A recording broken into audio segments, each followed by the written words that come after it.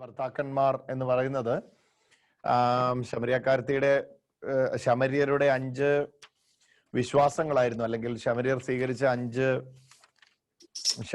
ജാതികളുമായി mingle ചെയ്ത 5 ഗ്രൂപ്പാണെന്ന് ഉള്ള ഒരു വ്യാഖ്യാനം നമ്മൾ പറഞ്ഞിരുന്നു. അപ്പം അങ്ങനെയുള്ള കാര്യങ്ങൾ നമ്മൾ കേൾക്കുമ്പോൾ നമ്മൾ അറിയേണ്ടത് അതൊരു കൺക്ലൂഷനും അല്ല, ഒരു കൺഫ്യൂഷനും അല്ല. അങ്ങനെയുള്ള കാര്യങ്ങൾ പറയുമ്പം ഇപ്പം നമുക്കറിയാം, ഇപ്പൊ ഒരു പ്രസംഗത്തിൽ അങ്ങനെയുള്ള കാര്യങ്ങൾ പറയുമ്പം ആൾക്കാർക്ക് തെറ്റിദ്ധാരണ ഉണ്ടാവും. അപ്പം പക്ഷെ ബൈബിൾ ക്ലാസ്സിൽ ഇങ്ങനെയുള്ള കാര്യങ്ങൾ പറയുമ്പം അതിനെ ഒരു സ്റ്റുഡന്റ് എന്നുള്ള തരത്തിൽ ആ വൈവിധ്യങ്ങളെ നമ്മൾ തിരിച്ചറിഞ്ഞാൽ മതി. അതല്ലാതെ ഇങ്ങനെയും ഒരു വ്യാഖ്യാനം ഉണ്ട് എന്ന് മനസ്സിലാക്കാൻ വേണ്ടി മാത്രമേ ഞാൻ ഈ 5 ഭർത്താക്കന്മാർ എന്ന് പറയുന്നത് ജാതിയർ മിങ്കിൾ ചെയ്ത 5 വ്യവസ്ഥിതികളാണ് എന്നുള്ള, ശമര്യർ മിങ്കിൾ ചെയ്ത 5 പാഗൻ വ്യവസ്ഥിതികളായിരുന്നു എന്നുള്ളത് ജസ്റ്റ് പറയുകയായിരുന്നു. അപ്പൊ നമ്മുടെ ആരാണ് നമ്മുടെ സിസ്റ്റർ സൂസൻ ഇതാ 5 വ്യവസ്ഥിതികളുടെ കാര്യം പറയാൻ പോവാണ്. ഇപ്പൊ ബാബിലോൺ, ഒന്നാമത്തെ ബാബിലോൺ, പിന്നെ കുത്ത, ഹവ്വ, ഹവ്വ അല്ല ഹവ്വ, ഹമാദ്, സർഫാവി.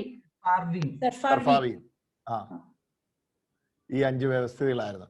ഇപ്പൊ ഈ കണവന്മാർ 5 ഉണ്ടായിരുന്നു. ഇപ്പൊ ഉള്ളവന് ഭർത്താവല്ല എന്ന് പറയുന്നത് നമുക്കറിയാം. ഇപ്പം ഇവർക്ക് ഈ പറഞ്ഞ സ്ഥലത്ത് നമ്മളത് കഴിഞ്ഞ ആഴ്ച ചിന്തിച്ചതാണ്. ലൈക്ക്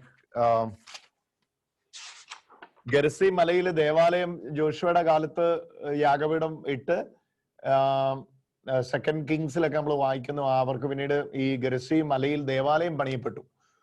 ആ ദേവാലയമാണ് ഈ അസീറിയൻ ആധിപത്യം വന്ന് ഇടിച്ചൊക്കെ കളയുന്നത്. അപ്പം ശമരിയക്കാരത്തിയായിട്ട് നമ്മുടെ 14 ആയിട്ട് യേശു സംസാരിക്കുന്ന സമയത്ത് ഇവർക്ക് ദേവാലയം ഇല്ല, ദേവാലയം നിലനിന്നിരുന്ന മല മാത്രമേ ഉള്ളൂ.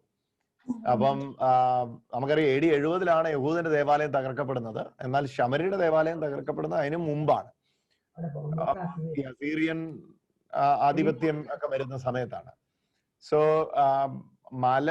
മലയിൽ ദേവാലയമില്ല. പക്ഷെ നമുക്കറിയാം യോർദാൻ കരകവിഞ്ഞൊഴുകുന്ന യോർദാനെ ദൈവം എന്ത് ചെയ്തു?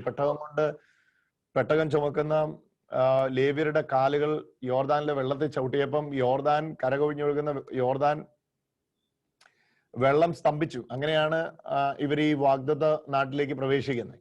അപ്പൊ അങ്ങനെ ഈ കനാനിലേക്ക് പ്രവേശിച്ച ഇസ്രായേൽ മക്കൾ, 12 ഗോത്രങ്ങളുടെ ഇസ്രായേൽ മക്കൾ, അവരെന്ത് ചെയ്യുന്നു? അവരെ ഈ നമ്മൾ ഈ പറഞ്ഞ ഗെരിസീം മലയില് അവിടെ ദൈവത്തിന് യാഗപീഠം പണിയുകയാണ്. ഏലാം എന്ന് നമ്മൾ വായിച്ചിരുന്നു അത് കഴിഞ്ഞ ദിവസം. ഈ ഏലാം എന്ന് പറയുന്ന സ്ഥലം തന്നെയാണ് ഈ ഗെരസീം എന്ന് പറയുന്ന ഗിരി അല്ലെങ്കിൽ മല. അപ്പൊ അവിടെ ദേവാലയം പണിയുന്നു. ആ ദേവാലയമൊക്കെ പിന്നീട് അസീറിയൻ സമയങ്ങളൊക്കെ ഇടിച്ചു കളഞ്ഞു. എങ്കിലും ഇവരിപ്പോഴും ആരാധനയ്ക്ക് പോകുന്നത് ആ മലയിലാണ്. അപ്പൊ അതുകൊണ്ടാണ് ശമരിയക്കാരത്തി സംസാരിക്കുമ്പോൾ പറയുന്നത്, ഞങ്ങൾ മലയിലാണ് ആരാധിക്കുന്നത്. എന്നാൽ യഥാർത്ഥ ആരാധനക്കാർ എവിടെയാണ് ആരാധിക്കേണ്ടത്? അപ്പൊ യേശു അവിടെ പറയുകയാണ്, യഥാർത്ഥ ആരാധനക്കാർ ആ മലയിലും അല്ല, ഈ മലയിലും അല്ല. സത്യനമസ്കാരികൾ ദൈവത്തെ ആത്മാവിലും സത്യത്തിലും സ്തുതിക്കുന്ന നാഴിക വന്നിരിക്കുന്നു. അപ്പൊ നമുക്കറിയാം ഈ യഹൂദരുടെ ഇടയിൽ തന്നെ ഒരുപാട് റിഫോംഡ് ഗ്രൂപ്പുകൾ ഉണ്ടായിരുന്നു. ജീസസിന്റെ കാലത്തിനും ജീസസിന്റെ കാലത്തിന് ശേഷമൊക്കെ ഒരുപാട് റിഫോംഡ് ഗ്രൂപ്പുകൾ ഉണ്ടായിരുന്നു. ആ റിഫോംഡ് ഗ്രൂപ്പുകൾക്കെല്ലാം ഓരോ നേതാക്കന്മാരുണ്ടായിരുന്നു. ഇപ്പം ഈ ശമര്യരുടെ ഇടയിലും അങ്ങനത്തെ വലിയ കോളിളക്കങ്ങളും ഒക്കെ സംഭവിച്ചിരുന്നു. ഈ ഇങ്ങനത്തെ റിഫോംഡ് മൂവ്മെന്റുകളും പലതും ഉണ്ടായിരുന്നു. അപ്പൊ അങ്ങനെ ഉണ്ടായ ഒരു പ്രസന്റ് റിഫോംഡ് മൂവിനെയാണ്, ആ റിഫോംഡ് മൂവിന്റെ പുറകെയും എന്താണ് ഈ സ്ത്രീ ഓടിയവളാണ് എന്ന് പറഞ്ഞാൽ, നമ്മൾ ഈ പറയുന്ന 14 അല്ലെങ്കിൽ നമ്മുടെ ശമരിയക്കാരത്തി സ്ത്രീ, ഇവർ വളരെയേറെ നമ്മളിതിനെ ഒരു ഡിഫറെന്റ് വ്യൂ ആയി, ഡിഫറെന്റ് ആംഗിളിലാണ് നമ്മൾ ഈ വിഷയത്തെ പഠിക്കുവാനായിട്ട് താല്പര്യപ്പെടുന്നത്. നമുക്ക് വേണമെങ്കിൽ ഇവർക്ക് 5 ഭർത്താക്കന്മാരുണ്ടായിരുന്നു, അവര് വെള്ളം കോരാൻ വന്ന സമയം മറ്റുള്ളവർ കളിയാക്കാതിരിക്കാൻ വേണ്ടിയുള്ള സമയമായിരുന്നു, ആ ഒരു വ്യാഖ്യാനം വിശ്വസിക്കുകയും അത് പ്രചരിപ്പിക്കുകയും ചെയ്യുക. അതിൽ തെറ്റില്ല. അതാണോ സത്യം, ഇതാണോ സത്യം എന്ന് ഇനി ഇദ്ദേഹത്തെ നമുക്ക് സ്വർഗത്തിൽ കാണുമ്പോൾ ചോദിക്കുകയല്ലാതെ വേറെ നിർവാഹങ്ങളൊന്നും ഇപ്പൊ അറ്റ് പ്രസന്റ് ഇല്ല. പക്ഷെ ഞാനത് അതങ്ങനെ ആകില്ല എന്ന് പറയുന്നതിന് നിരത്തിയ 4-5 പ്രധാന ചിന്തകളാണ്. അതിൽ ഏറ്റവും പ്രധാനപ്പെട്ട ഒന്നാമത്തെ ചിന്തയായിരുന്നു ഡിവോഴ്സ് എന്ന് പറയുന്നത് സ്ത്രീക്ക് പറ്റില്ലായിരുന്നു ആ കാലഘട്ടത്തിൽ. ഇനി ഇൻ കേസ് ഡിവോഴ്സ് സ്ത്രീക്ക് പറ്റിയിരുന്നെങ്കിൽ കൂടെ ഒരിക്കലും മോശയുടെ നിയമപ്രകാരം പോലും 3 പ്രാവശ്യമുള്ള വിവാഹമേ ഒരു സ്ത്രീക്ക് അനുകൂലമായിട്ട് വിധി കൽപ്പിച്ചിരുന്നുള്ളൂ. അപ്പൊ 5 പ്രാവശ്യം വിവാഹം കഴിക്കുക, ആ 5 പ്രാവശ്യവും ഡിവോഴ്സ്ഡ് ആവുക, അല്ലെങ്കിൽ ഭർത്താക്കന്മാരുമായിട്ട് പിരിയുക. ഇന്നത്തെ മിഡിൽ ഈസ്റ്റിന്റെ സംസ്കാരത്തിൽ അത് കഴിയത്തില്ലെങ്കിൽ 2000 വർഷം പുറകിലുള്ള സംസ്കാരത്തിൽ അത് എത്രത്തോളം പോസിബിൾ ആണ്? മേ ബി നമ്മുടെ ചിന്തയ്ക്ക് വിടുകയാണ്. മാത്രമല്ല മെയിൽ ഷോവനിസം അതിന്റെ പൂർണ്ണതയിൽ നിൽക്കുന്ന പശ്ചാത്തലമാണ് ഈ യഹൂദ പശ്ചാത്തലം. നമുക്ക് തന്നെ അറിയാം, ഇപ്പൊ ബൈബിളിൽ തന്നെ ആണെങ്കിലും ഈ പുരുഷ മേധാവിത്വത്തിന്റെ വാക്കുകളും പുരുഷ മേധാവിത്വത്തിന്റെ ഇപ്പൊ ഫോർ എക്സാമ്പിൾ ഇപ്പൊ മെത്രാൻ സ്ഥാനം കാംക്ഷി തിമത്തിയോസിന് ലേഖനം എഴുതും പറയുകയാണ്. ഇത് ഔട്ട് ഓഫ് സിലബസ് ഒരു ഡിസ്കഷൻ ആണ്, ജസ്റ്റ് അങ്ങനെ എഴുതാൽ മതി. മെത്രാൻ സ്ഥാനം കാംക്ഷിക്കുന്നവൻ ഏക ഭാര്യയുടെ ഭർത്താവായിരിക്കണം. അപ്പം അവിടെ പൊളിഗമി ഉണ്ട്, എന്താണ്, ബഹുഭാര്യത്വം ഉണ്ട്. അപ്പൊ അതുകൊണ്ടാണ് അങ്ങനെ ഒരു എഴുത്ത് തന്നെ എഴുതേണ്ടി വന്നത്. ഇപ്പൊ ഇന്നത്തെ ആനുകാലിക പശ്ചാത്തലത്തിൽ ഏകഭാര്യയുടെ ഭർത്താവാകണം എന്ന് എഴുതുന്നതിൽ അത്ര കണ്ട് പ്രസക്തിയില്ല. എന്നാൽ ഒരു സ്ഥലത്ത് പോലും പുരുഷന്മാർ അല്ലെങ്കിൽ മെത്രാൻ സ്ഥാനം കാംക്ഷിക്കുന്നവർ എന്ന പദപ്രയോഗം പോലെ തന്നെ അതർ സൈഡില് സ്ത്രീ അവൾക്ക് ഭർത്താവിന്റെ ഭാര്യ ആയിരിക്കണം എന്നൊരു പ്രയോഗം നമ്മൾ ബൈബിളിൽ എവിടെയും കാണുന്നില്ല. പക്ഷെ നേരെ മറിച്ച് ഭർത്താവിന്റെ കാര്യം പറയുമ്പോൾ ഭാര്യയോട് ബന്ധപ്പെടുത്തി പറയുന്നു ഏക ഭാര്യയുടെ ഭർത്താവായിരിക്കണം. എന്നാൽ ഏക ഭർത്താവിന്റെ ഭാര്യ ആയിരിക്കണം എന്ന് ഭാര്യയോട് പറയുന്നതായിട്ട് നമ്മൾ കാണുന്നില്ല. അപ്പം പ്രത്യേകിച്ച് നമുക്കറിയാം ആദ്യ മതങ്ങളിലെല്ലാം, പ്രത്യേകിച്ച് യഹൂദ മതത്തിലും പിന്നീട് ഇങ്ങോട്ട് അതോട് ചേർന്ന് വന്ന ക്രൈസ്തവ മതത്തിലും ഇസ്ലാം മതത്തിലും ഇതര മതങ്ങളിലെല്ലാം ഈ മെയിൽ ഷോവനിസം അതിന്റെ പൂർണ്ണതയിലുണ്ട് എന്ന് തന്നെ നമ്മൾ മനസ്സിലാക്കണം. പക്ഷെ യേശുക്രിസ്തുവിലാണ് ആ ഭാവങ്ങൾ ഇല്ലാതാകുന്നത്. കൊരിന്തോസുകാർക്ക് ലേഖനം എഴുതുമ്പോൾ യേശുക്രിസ്തുവിൽ ആണെന്നും പെണ്ണെന്നുള്ള വ്യത്യാസം ഇല്ല എന്ന് തന്നെയാണ് പൗലോസ് ലേഖ കൊരിന്തോസുകാർക്ക് എഴുതി 1-ാം ലേഖനം 10-ാം അധ്യായത്തില് 11-ാം അധ്യായത്തിന്റെ 1 മുതൽ 11 വരെയുള്ള വാക്യങ്ങളിൽ പറയുന്നത്. അപ്പം ഈ മെയിൽ ഷോവനിസത്തിന്റെ കാരണം അന്ന് അവർ പറഞ്ഞിരുന്നത് ഹവ്വ എന്ന സ്ത്രീ നിമിത്തമാണ് പാപം വന്നത്. പൗലോസ് ലേഖ ഇതിന് നടത്തുന്ന ദൈവശാസ്ത്ര വീക്ഷണം സ്ത്രീ പുരുഷൻ മൂലം ഉണ്ടാകുന്നു, അതുപോലെ തന്നെ പുരുഷൻ സ്ത്രീ മൂലം ഉണ്ടാകുന്നു. അപ്പം ആ രണ്ടും കൂടെ, അത് വേണമെങ്കിൽ ആ വാക്യം ഒന്ന് എടുത്തോ, കാരണം 2-3 മിനിറ്റ് കൂടെ ഉണ്ട്. നമുക്ക് നേരത്തെ വന്നവർക്ക് വേണ്ടി ചുമ്മാ ഒരു ഡിസ്കഷൻ പോലെ കൊരിന്തോസുകാർക്ക് എഴുതിയ 2-ാം ലേഖനമാണ്. യേശുക്രിസ്തുവിൽ ഈ വിവേചനം ഉണ്ടോ, ആണും പെണ്ണും എന്നുള്ള ഒരു വിവേചനം ഉണ്ടോ എന്നുള്ളത് വളരെ ചിന്തിക്കുന്ന ഒരു കാര്യമാണ്. അപ്പൊ ഇവിടെ ഈ എന്താണ് ഒരു വിഷയമാണ് വിശദീകരിക്കുന്നത്. ആ വിഷയം ഇപ്പൊ നമ്മൾ എടുക്കേണ്ട ആവശ്യമില്ല. അവിടെ പറയുമ്പോ 10-ാമത്തെ വാക്യത്തിലാണ് പറയുന്നത്, 8-ാം വാക്യം മുതൽ ഇങ്ങനെയാണ്. 1 കൊരിന്തോസ് 11:8 പുരുഷൻ സ്ത്രീയിൽ നിന്നല്ല, സ്ത്രീ പുരുഷനിൽ നിന്നാണ് ഉണ്ടായത്. എന്നിട്ട് നോക്കിക്കോണേ 9-ാം വാക്യം നോക്കിയേ, പുരുഷൻ സൃഷ്ടിക്കപ്പെട്ടത് സ്ത്രീക്ക് വേണ്ടിയല്ല, സ്ത്രീ സൃഷ്ടിക്കപ്പെട്ടത് പുരുഷന് വേണ്ടിയാണ്. അതൊരു സുഖമില്ലാത്ത ഒരു വാക്യം പോലെ തോന്നല്ലേ? സ്ത്രീ സൃഷ്ടിക്കപ്പെട്ടത് പുരുഷന് വേണ്ടിയാണ്. എന്റെ ദൈവമേ, ഇതിപ്പം ജോയിൻ ചെയ്തവർ കൂടുതൽ സ്ത്രീകളുമാണ്. ഞാനിത് പറയുകയും ചെയ്തു. ഇനിയിപ്പം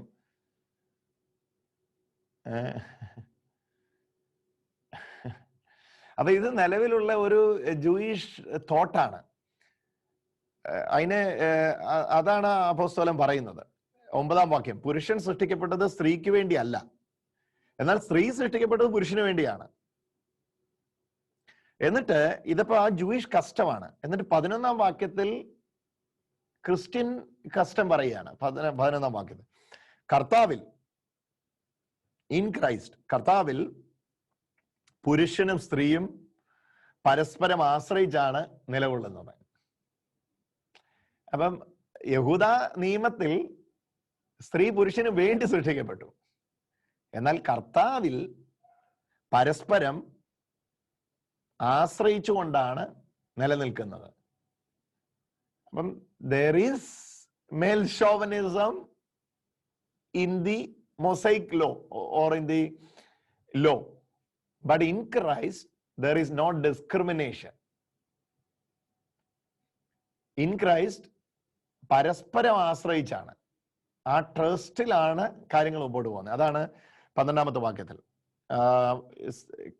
കർത്താവിൽ പുരുഷനും സ്ത്രീയും പരസ്പരം ആശ്രയിച്ചുകൊണ്ടാണ് നിലകൊള്ളുന്നത്. എന്നിട്ട് 12ാം വാക്യം എക്സ്പ്ലെയിൻ ചെയ്യുമ്പോൾ ഒന്നുകൂടെ നോക്കണം. 1 കൊരിന്തോസ് 11:12.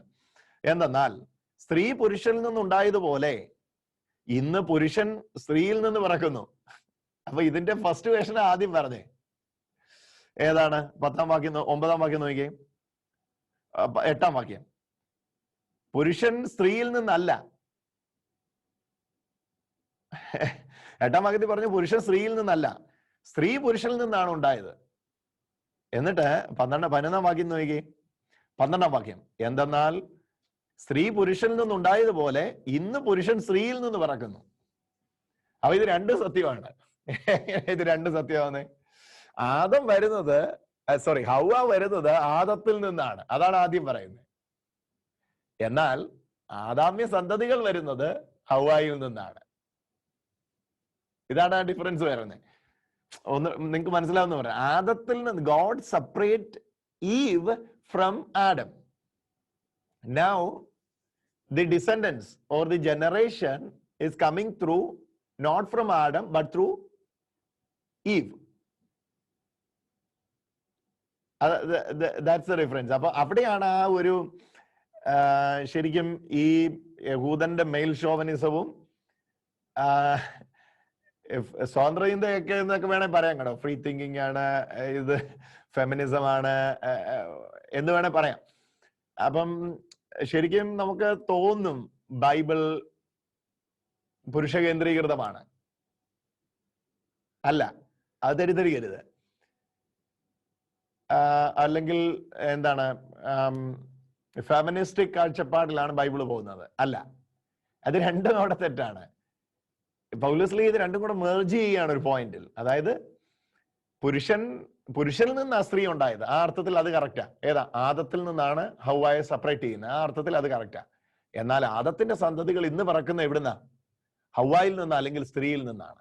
അതാണ് 12ാം വാക്യത്തെ എടുത്തു പറയുന്നത്.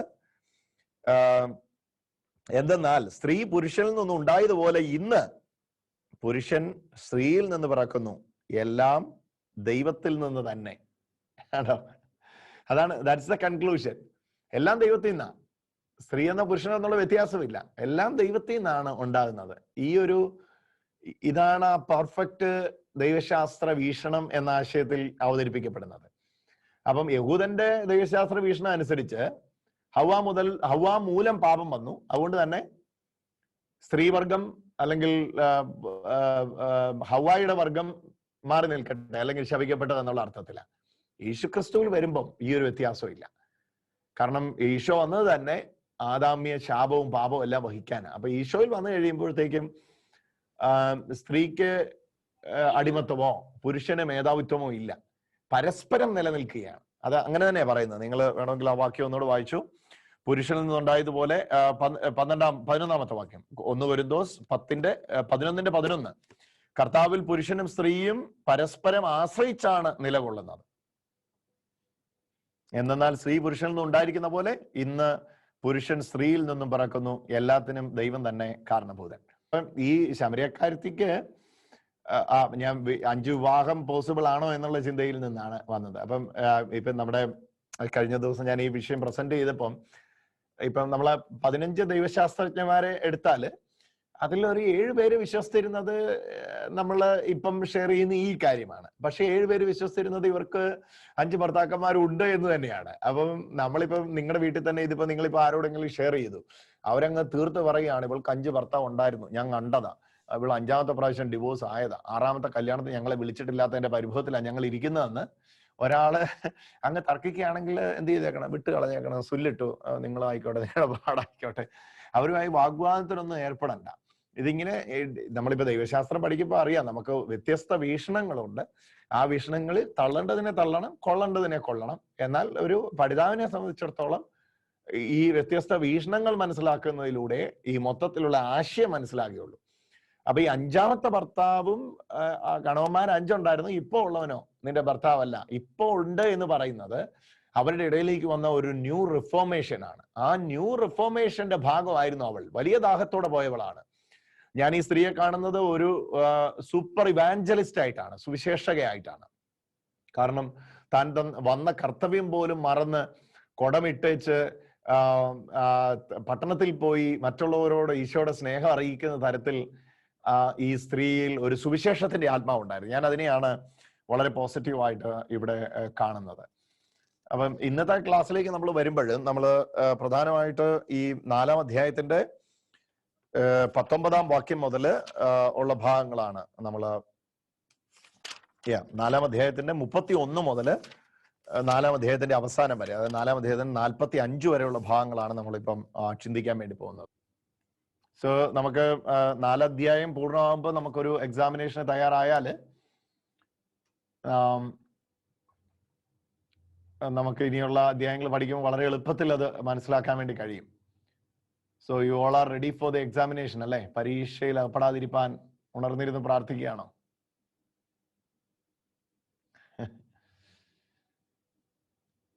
ഓക്കെ. എന്തായാലും ഈ ക്വസ്റ്റ്യൻ ആൻസർ എങ്ങനത്തെ ആയിരിക്കും? ഒറ്റ വാക്കിൽ ഉത്തരം പറയുകയാണോ? ഇതൊക്കെ ഒരുപാട് ചോദ്യങ്ങളായിട്ട് വരുന്നുണ്ട്. അതിന്റെ രീതി ഇങ്ങനെയായിരിക്കും. അതായത് നമ്മൾ ജസ്റ്റ് നിങ്ങളൊരു 5-6 പേപ്പർ A4 സൈസ് പേപ്പറുമായിട്ട് ഇരിക്കുക. നമ്മൾ ഇവിടുന്ന് ജസ്റ്റ് ക്വസ്റ്റ്യൻ പറയുന്നു. ക്വസ്റ്റ്യൻ പറഞ്ഞ ശേഷം നിങ്ങൾ വളരെ വിശ്വസ്തയോടെ കൈകാര്യം ചെയ്യുക. നോട്ട് നോക്കാതെ. നോട്ട് നോക്കി എഴുതിയതാണെന്ന് പേപ്പർ വായിക്കുമ്പം മനസ്സിലാവും. അപ്പൊ അതുകൊണ്ട് വിവേചനാധികാരം ഒന്നും ഉപയോഗിക്കാൻ ഇടവരുത്താതെ വിശ്വസ്തയോടെ അത് വ്യാപാരം ചെയ്യുക. കാരണം ഈ പരീക്ഷയേക്കാൾ വലുതാണ് ഇതിന്റെ പേരിൽ ആരും പരീക്ഷയിൽ അകപ്പെടരുത് എന്നുള്ളത്. ഏതാ? നോക്കി എഴുതാനുള്ള പരീക്ഷയിൽ ആരും അകപ്പെടരുത് എന്നുള്ളതാണ്. അപ്പം അന്നേരം തന്നെ എഴുതത്തക്ക രീതിയിലുള്ള ഒരു എക്സാം ആയിരിക്കും. അപ്പം അന്നേരം തന്നെ നമ്മൾ കോമൺ നമ്പർ തരും. ആ നമ്പറിലേക്ക് ഫോട്ടോ എടുക്കുക, അയച്ചു കൊടുക്കുക ആൻസർ ഷീറ്റ്. അപ്പം നമ്മൾ ഡൗൺലോഡ് ചെയ്തിട്ട് അത് ഇവാലുവേറ്റ് ചെയ്യുന്നതായിരിക്കും. ഇവാലുവേഷന് ശേഷം അതിന്റെ മാർക്ക് പൊതുവിൽ പറയുന്നതായിരിക്കും. എന്തായാലും ഞാൻ പറഞ്ഞില്ലേ, ഇതിപ്പം IAS എക്സാം ഒന്നും അല്ല. അപ്പൊ അതുകൊണ്ട് അങ്ങനെയുള്ള പേടിയൊന്നും വേണ്ട. നമ്മളിത് വചനം പഠിക്കാനുള്ള താല്പര്യത്തിലുള്ള ഒരു പഠനമാണെന്ന് മാത്രം ചിന്തിക്കുക.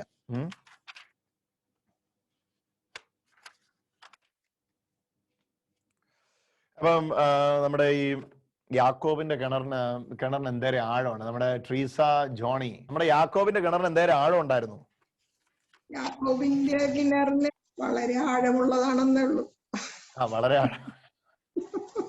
നമ്മൾ ആഴമൊക്കെ അളന്നു കഴിഞ്ഞ ദിവസം പറഞ്ഞായിരുന്നു. നമ്മുടെ സിസ്റ്റർ ജോമേരി 100 അടി ആഴം ഉണ്ടായിരുന്നെന്ന് കേട്ടല്ലോ. അപ്പൊ നമ്മളെ ഈ ശമരിയയിൽ നിന്ന് നമ്മളിപ്പം എവിടുന്ന ദേവാലയം ഉണ്ടായിരുന്ന യഹൂദിയിൽ നിന്ന്, ജൂദായിൽ നിന്ന് നമ്മളിപ്പം ഈശോ താമസിക്കുന്ന നസറത്തിലേക്ക് ഒന്ന് പോവാണ്. അപ്പൊ ഏതൊക്കെ വഴിയാണ് സിസ്റ്ററെ അങ്ങോട്ട് പോകാൻ വേണ്ടി ഉള്ളത്? യോർദാൻ താഴ്വര വഴിയുണ്ട്. ടെൽ അവീവ് റോഡ് ഉണ്ട്. പിന്നെ റോഡ് വഴി. പിന്നെ ഏതാ വേറൊരു വഴി? ശമരിയ വഴിയാണോ? ശമരിയ വഴി. അത് നമ്മളിപ്പം ഈശോ പള്ളി പോയി കഴിഞ്ഞാൽ, പെസഹായ്ക്ക് പെരുന്നാളിന് പള്ളി പോയി കഴിഞ്ഞാൽ തിരിച്ച് ഗലീലയിൽ താമസിക്കുന്നവർക്ക് പോകാൻ പറ്റുന്ന 3 വഴികളാണുള്ളത്. ആ 3 വഴികളിൽ ഒന്നാണ് യോർദാൻ താഴ്വര വഴിയുള്ള വഴി, രണ്ടാമത്തെ ടെൽ അവീവ് വഴിയുള്ള വഴി, മൂന്നാമത്തെ ശമരിയ വഴി. അപ്പൊ ഈ ശമരിയ വഴിയുള്ള വഴി യേശു തെരഞ്ഞെടുത്തു എന്നതിന് സുവിശേഷകനായി യോഹന്നാൻ പറയുന്ന ഒരു പ്രത്യേക കാരണമുണ്ട്. ആ ഒരു കാരണം, അതായത് പറഞ്ഞോ, അതെന്തുവായിരുന്നു? പിതാവ് നിശ്ചയിച്ച വഴിയായിരുന്നത്. പിതാവ് നിശ്ചയിച്ചിരിക്കുകയായിരുന്നു. അപ്പം അവിടെ എന്തായിരുന്നു ആ പിതാവിന്റെ നിശ്ചയം? അവിടെ ആരെ കാണണം? സമറിയ സ്ത്രീയെ. ശബരിയക്കാരത്തി സ്ത്രീയെ കാണണം അല്ലേ? ഓക്കെ.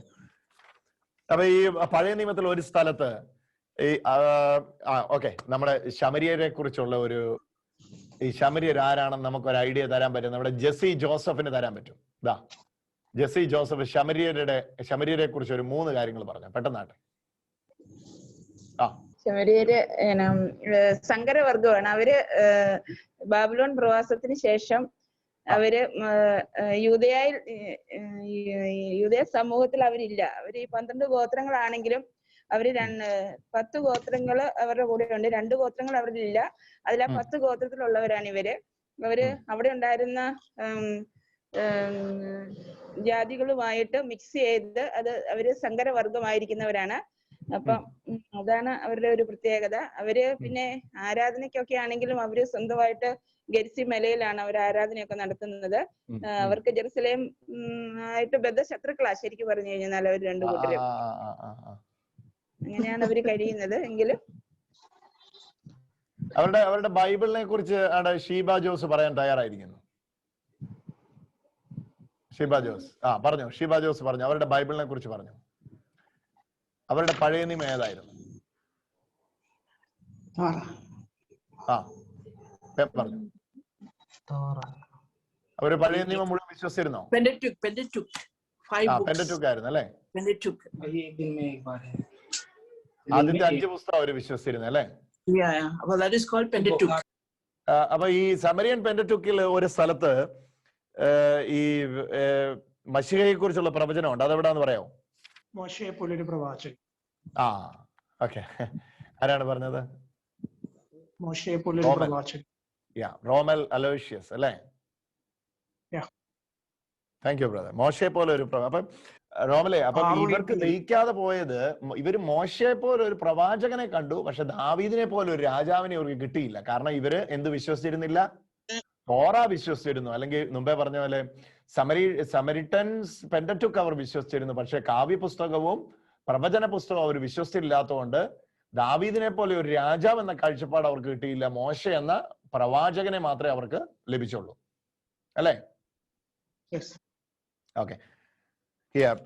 അവർക്ക് ആ വാക്യം എവിടെയായിരുന്നു? അറിയാമോ? ആ പഴയ നിയമത്തിൽ അവർക്ക് ലഭിച്ച മോശയെ കുറിച്ചൊരു, മോശയെ പോലുള്ള ഒരു പ്രവാചകനെ എഴുന്നേൽപ്പിക്കുമെന്ന് പറയുന്നത് നിയമാവർത്തനം 18. ഓക്കെ. നമുക്ക് ഇന്നത്തെ ക്ലാസ്സിലേക്ക് പ്രവേശിക്കാമേ. പെട്ടെന്ന് പ്രാർത്ഥിക്കാം. പിതാവിനും പുത്രനും പരിശുദ്ധാത്മാവിനും സ്തുതി, ആദ്യം മുതൽ ഇപ്പോഴും എപ്പോഴും എന്നേക്കും ആമേൻ. സർവശക്തനായ ദൈവമേ, ഇന്നത്തെ ക്ലാസ്സിൽ കാണാൻ ഞങ്ങളുടെ കണ്ണുകളെയും കേൾക്കാൻ ഞങ്ങളുടെ ചെവിയെയും മനസ്സിലാക്കാൻ ഞങ്ങളുടെ ഹൃദയത്തെയും തുറന്നു തരണമേ. സ്വർഗീയ മാലാഖമാരോട് ചേർന്ന്, സ്വർലോകത്തിലെ സകല വിശുദ്ധരോട് ചേർന്ന്, സമയാം ശരീരത്തിന്റെ സർവ്വ ഐശ്വര്യത്തോട് ചേർന്ന്, പരിശുദ്ധ അമ്മയോട് ചേർന്ന് ക്രിസ്തു വഴിയുള്ള ഈ പ്രാർത്ഥനയും ഞങ്ങളുടെ എല്ലാവരുടെയും ഹൃദയങ്ങൾ തുറക്കപ്പെടുകയും മനസ്സുകൾ ഏകാഗ്രമാവുകയും ചെയ്യട്ടെ. ഈ പ്രാർത്ഥനയിൽ ക്രിസ്തു മൂലമുള്ള ആശീർവാദം ഞങ്ങളുടെ ഹൃദയത്തിൽ പകരണമേ. പരിശുദ്ധാത്മാവ് ഞങ്ങളെ സ്പർശിക്കണമേ. ഈശോയുടെ നാമത്തിൽ പ്രാർത്ഥിക്കുന്ന പ്രാർത്ഥന കേട്ട് ഉത്തരമരുളുമാറാകണമേ. ആമേൻ. എല്ലാവർക്കും ഈശോ മിശിഹായിക്ക് സ്തുതിയായിരിക്കട്ടെ. എല്ലാവർക്കും വന്ദനം നേരുന്നു. പ്രിയമുള്ളവരെ, വിശുദ്ധ യോഹന്നാന്റെ സുവിശേഷത്തിന്റെ 4-ാമത്തെ അധ്യായത്തിന്റെ അവസാന ഭാഗങ്ങളിലേക്ക് നമ്മൾ കടന്നു വരികയാണ്. നമുക്കറിയാം, ശമര്യാക്കാരത്തിയുമായിട്ടുള്ള സംഭാഷണത്തിന്റെ മധ്യത്തിലാണ് ശിഷ്യന്മാര് അവരുടെ അടുക്കലേക്ക് വരുന്നത്. ആ വാക്യഭാഗങ്ങളെ നമ്മൾ നോക്കുമ്പോൾ നമുക്ക് കാണാൻ കഴിയുന്നത് 39 മുതൽ 42 വരെയുള്ള ഭാഗങ്ങളാണ്. അതിൽ ശരിക്കും നമ്മൾ വായിച്ചു തുടങ്ങേണ്ടത് 30 മുതലുള്ള ഭാഗങ്ങളാണ്. ഓക്കെ. അപ്പൊ നമുക്കറിയാം, ഇതുവരെ നമ്മൾ എത്തിച്ചേർന്നിരിക്കുന്നത് ശമര്യക്കാരത്തി പറഞ്ഞ സാക്ഷ്യ നിമിത്തം ശമര്യ പട്ടണം മുഴുവൻ ഇളകുന്നതായിട്ടാണ് നമ്മൾ കാണുന്നത്. അവൾ പറഞ്ഞു, ഞാൻ വാസ്തവത്തിൽ മശിഹായെ കണ്ടിരിക്കുന്നു. അപ്പം മശിഹായെ കണ്ടു എന്നത് നൂറ്റാണ്ടുകളുടെ ശമര്യക്കാരുടെ പ്രതീക്ഷയാണ്. ഈവൻ ദോ ഇവർ യാക്കോബിന്റെ മക്കളിൽ നിന്നുള്ളവരാണെങ്കിലും കാലാകാലങ്ങളായി അവിടെയുള്ള ജാതീയ വ്യവസ്ഥിതികളുമായി സങ്കരബന്ധത്തിൽ ഏർപ്പെട്ടവരാകയാൽ അതുകൊണ്ട് ഇവർക്ക് വലിയ രീതിയിൽ തിരുവെഴുത്തുകളെ കുറിച്ചുള്ള അറിവില്ലെങ്കിൽ കൂടെ ഇവിടെ നമ്മൾ കാണുന്ന ഈ ഒരു പശ്ചാത്തലത്തിൽ നമ്മൾ അറിയുകയാണ്, മശിഹായെ കുറിച്ചുള്ള ഒരു വലിയ ഉൾക്കാഴ്ച ശമര്യക്കാരോട് ഈശോ സംസാരിക്കുകയാണ്. അപ്പൊ ആ ഭാഗങ്ങളെല്ലാം കഴിഞ്ഞു പോയിട്ട് നമ്മൾ വരികയാണ്. തത്സമയം ശിഷ്യന്മാർ അവനോട് അപേക്ഷിച്ചു, റബി ഭക്ഷണം കഴിച്ചാലും. 31-ാമത്തെ വാക്യം, റബി ഭക്ഷണം കഴിച്ചാലും എന്ന് പറയാം. അപ്പൊ ശിഷ്യന്മാർ ഭക്ഷണം വാങ്ങുവാനായി പോയിരിക്കുന്നു എന്നാണ് യോഹന്നാൻ എന്ന സുവിശേഷകൻ രേഖപ്പെടുത്തുന്നത്. അപ്പൊ ഇവിടെ നമ്മൾ കാണുന്നത് 31-ാമത്തെ തത്സമയം ശിഷ്യന്മാർ അവനോട്, യോഹന്നാൻ സുവിശേഷം 4:31, ശിഷ്യന്മാർ അവനോട് റബ്ബി ഭക്ഷണം കഴിച്ചാലും അവൻ പറഞ്ഞു നിങ്ങൾ അറിയാത്ത ഭക്ഷണം എനിക്കുണ്ട്. അപ്പൊ രണ്ട് കാര്യങ്ങളിൽ കർത്താവ് പെട്ടെന്ന് ഈ കോൺവെർസേഷനെ സ്വിച്ച് ചെയ്യുകയാണ്. ആ രണ്ട് കാര്യങ്ങൾ ദയവായിട്ട് ശ്രദ്ധിക്കുക. നിങ്ങൾ അറിയാത്ത ഭക്ഷണം എനിക്കുണ്ട്. ആരെങ്കിലും ഇവന് ഭക്ഷണം കൊണ്ടുവന്ന് കൊടുത്തിട്ടുണ്ടാവുമോ എന്ന് ശിഷ്യന്മാർ പരസ്പരം പറഞ്ഞു. അപ്പം ഈ നിങ്ങൾ അറിയാത്ത ഭക്ഷണം ഏതാണ്? ഈശോ തനിക്കുണ്ടെന്ന് പറഞ്ഞ ശിഷ്യന്മാർക്കറിയാത്ത ഭക്ഷണം ഏതാണ്? അതാണ് നമ്മൾ ഇന്ന് ആദ്യമേ ഗ്രഹിക്കേണ്ടത്. ശിഷ്യന്മാരറിയാത്ത വേറെ ആരെങ്കിലും ഭക്ഷണം കൊടുത്തിട്ടുണ്ടാവുമെന്ന് ശിഷ്യന്മാർ തമ്മിൽ പറഞ്ഞിരിക്കുമ്പോൾ യേശുവിന്റെ വിശപ്പടക്കിയ ശിഷ്യന്മാർ അറിയാത്ത യേശു ഭക്ഷിച്ച ഭക്ഷണം ഏതാണ്? 24-ാമത്തെ വാക്യം. യേശു പറഞ്ഞു എന്നെ അയച്ചവന്റെ ഇഷ്ടം പ്രവർത്തിക്കുകയും അവന്റെ ജോലി പൂർത്തിയാക്കുകയുമാണ് എന്റെ ഭക്ഷണം. ഈശോയുടെ ഭക്ഷണം രണ്ട് കാര്യമാണ്. ഒന്ന്, അയച്ചവന്റെ ഇഷ്ടം പ്രവർത്തിക്കുക. രണ്ട്, അവന്റെ ജോലി പൂർത്തിയാക്കുക. അപ്പൊ ഒരു കാര്യം ഇപ്പം നമുക്ക് മനസ്സിലായി. 3 വഴിയിലൂടെ ഈശോയ്ക്ക് സഞ്ചരിക്കാമായിരുന്നു. പെരുന്നാൾ കഴിഞ്ഞ് തിരിച്ചു വരുമ്പോൾ 3 വഴിയിലൂടെ യേശുവിന് വേണമെങ്കിൽ നസ്രത്തിലേക്ക്, തന്റെ ജന്മസ്ഥലത്തേക്ക് പോകാമായിരുന്നു. പക്ഷെ ശമരിയയിലൂടെയുള്ള വഴി പിതാവിന്റെ നിശ്ചയത്തിലുള്ളതായിരുന്നു. ഇപ്പൊ ഇന്നത്തെ ഈ സന്ദേശത്തിൽ അല്ലെങ്കിൽ ഇന്നത്തെ ഈ ക്ലാസ്സിൽ നമ്മൾ അറിയേണ്ടത്, ഏറ്റവും പ്രധാനമായിട്ട് നമ്മൾ മനസ്സിലാക്കേണ്ടത്, ഈശോയുടെ ഓരോ മൂവും അത് പിതാവിനാൽ നിശ്ചയിച്ച് ഉറപ്പിക്കപ്പെട്ടതും പുത്രൻ പൂർത്തീകരിച്ചതുമാണ്. അപ്പൊ ആ രണ്ട് ചിത്രവും നമ്മുടെ ഉള്ളത്തിലേക്ക് ആദ്യമേ പതിയണം. അപ്പൊ ഞാൻ ഇങ്ങനെ ഒരു ചോദ്യമായിരിക്കും ചോദിക്കാൻ താല്പര്യപ്പെടുന്നത്. യേശുവിന്റെ ആഹാരം എന്ത്? യേശുവിന്റെ ആഹാരം 2 ആഹാരമാണ്. യേശുവിന്റെ ആഹാരത്തിൽ ഒന്നാമത്തെ ആഹാരം എന്താണ്? അയച്ചവന്റെ ഇഷ്ടം പ്രവർത്തിക്കുകയും, രണ്ടാമത്തെ ആഹാരം എന്താണ്? അവന്റെ ജോലി പൂർത്തിയാക്കുകയുമാണ് എന്റെ ഭക്ഷണം. അപ്പൊ ഈ അയച്ചവന്റെ ഇഷ്ടം പ്രവർത്തിക്കുക, ജോലി പൂർത്തിയാക്കുക എന്നതാണ് എന്റെ ഭക്ഷണം. ഇത് ഇത് ഇത് ഇത് എത്രത്തോളം പ്രായോഗികമാണെന്ന് ഞാൻ എപ്പോഴും let's move with the academic part, then I will come to the application part.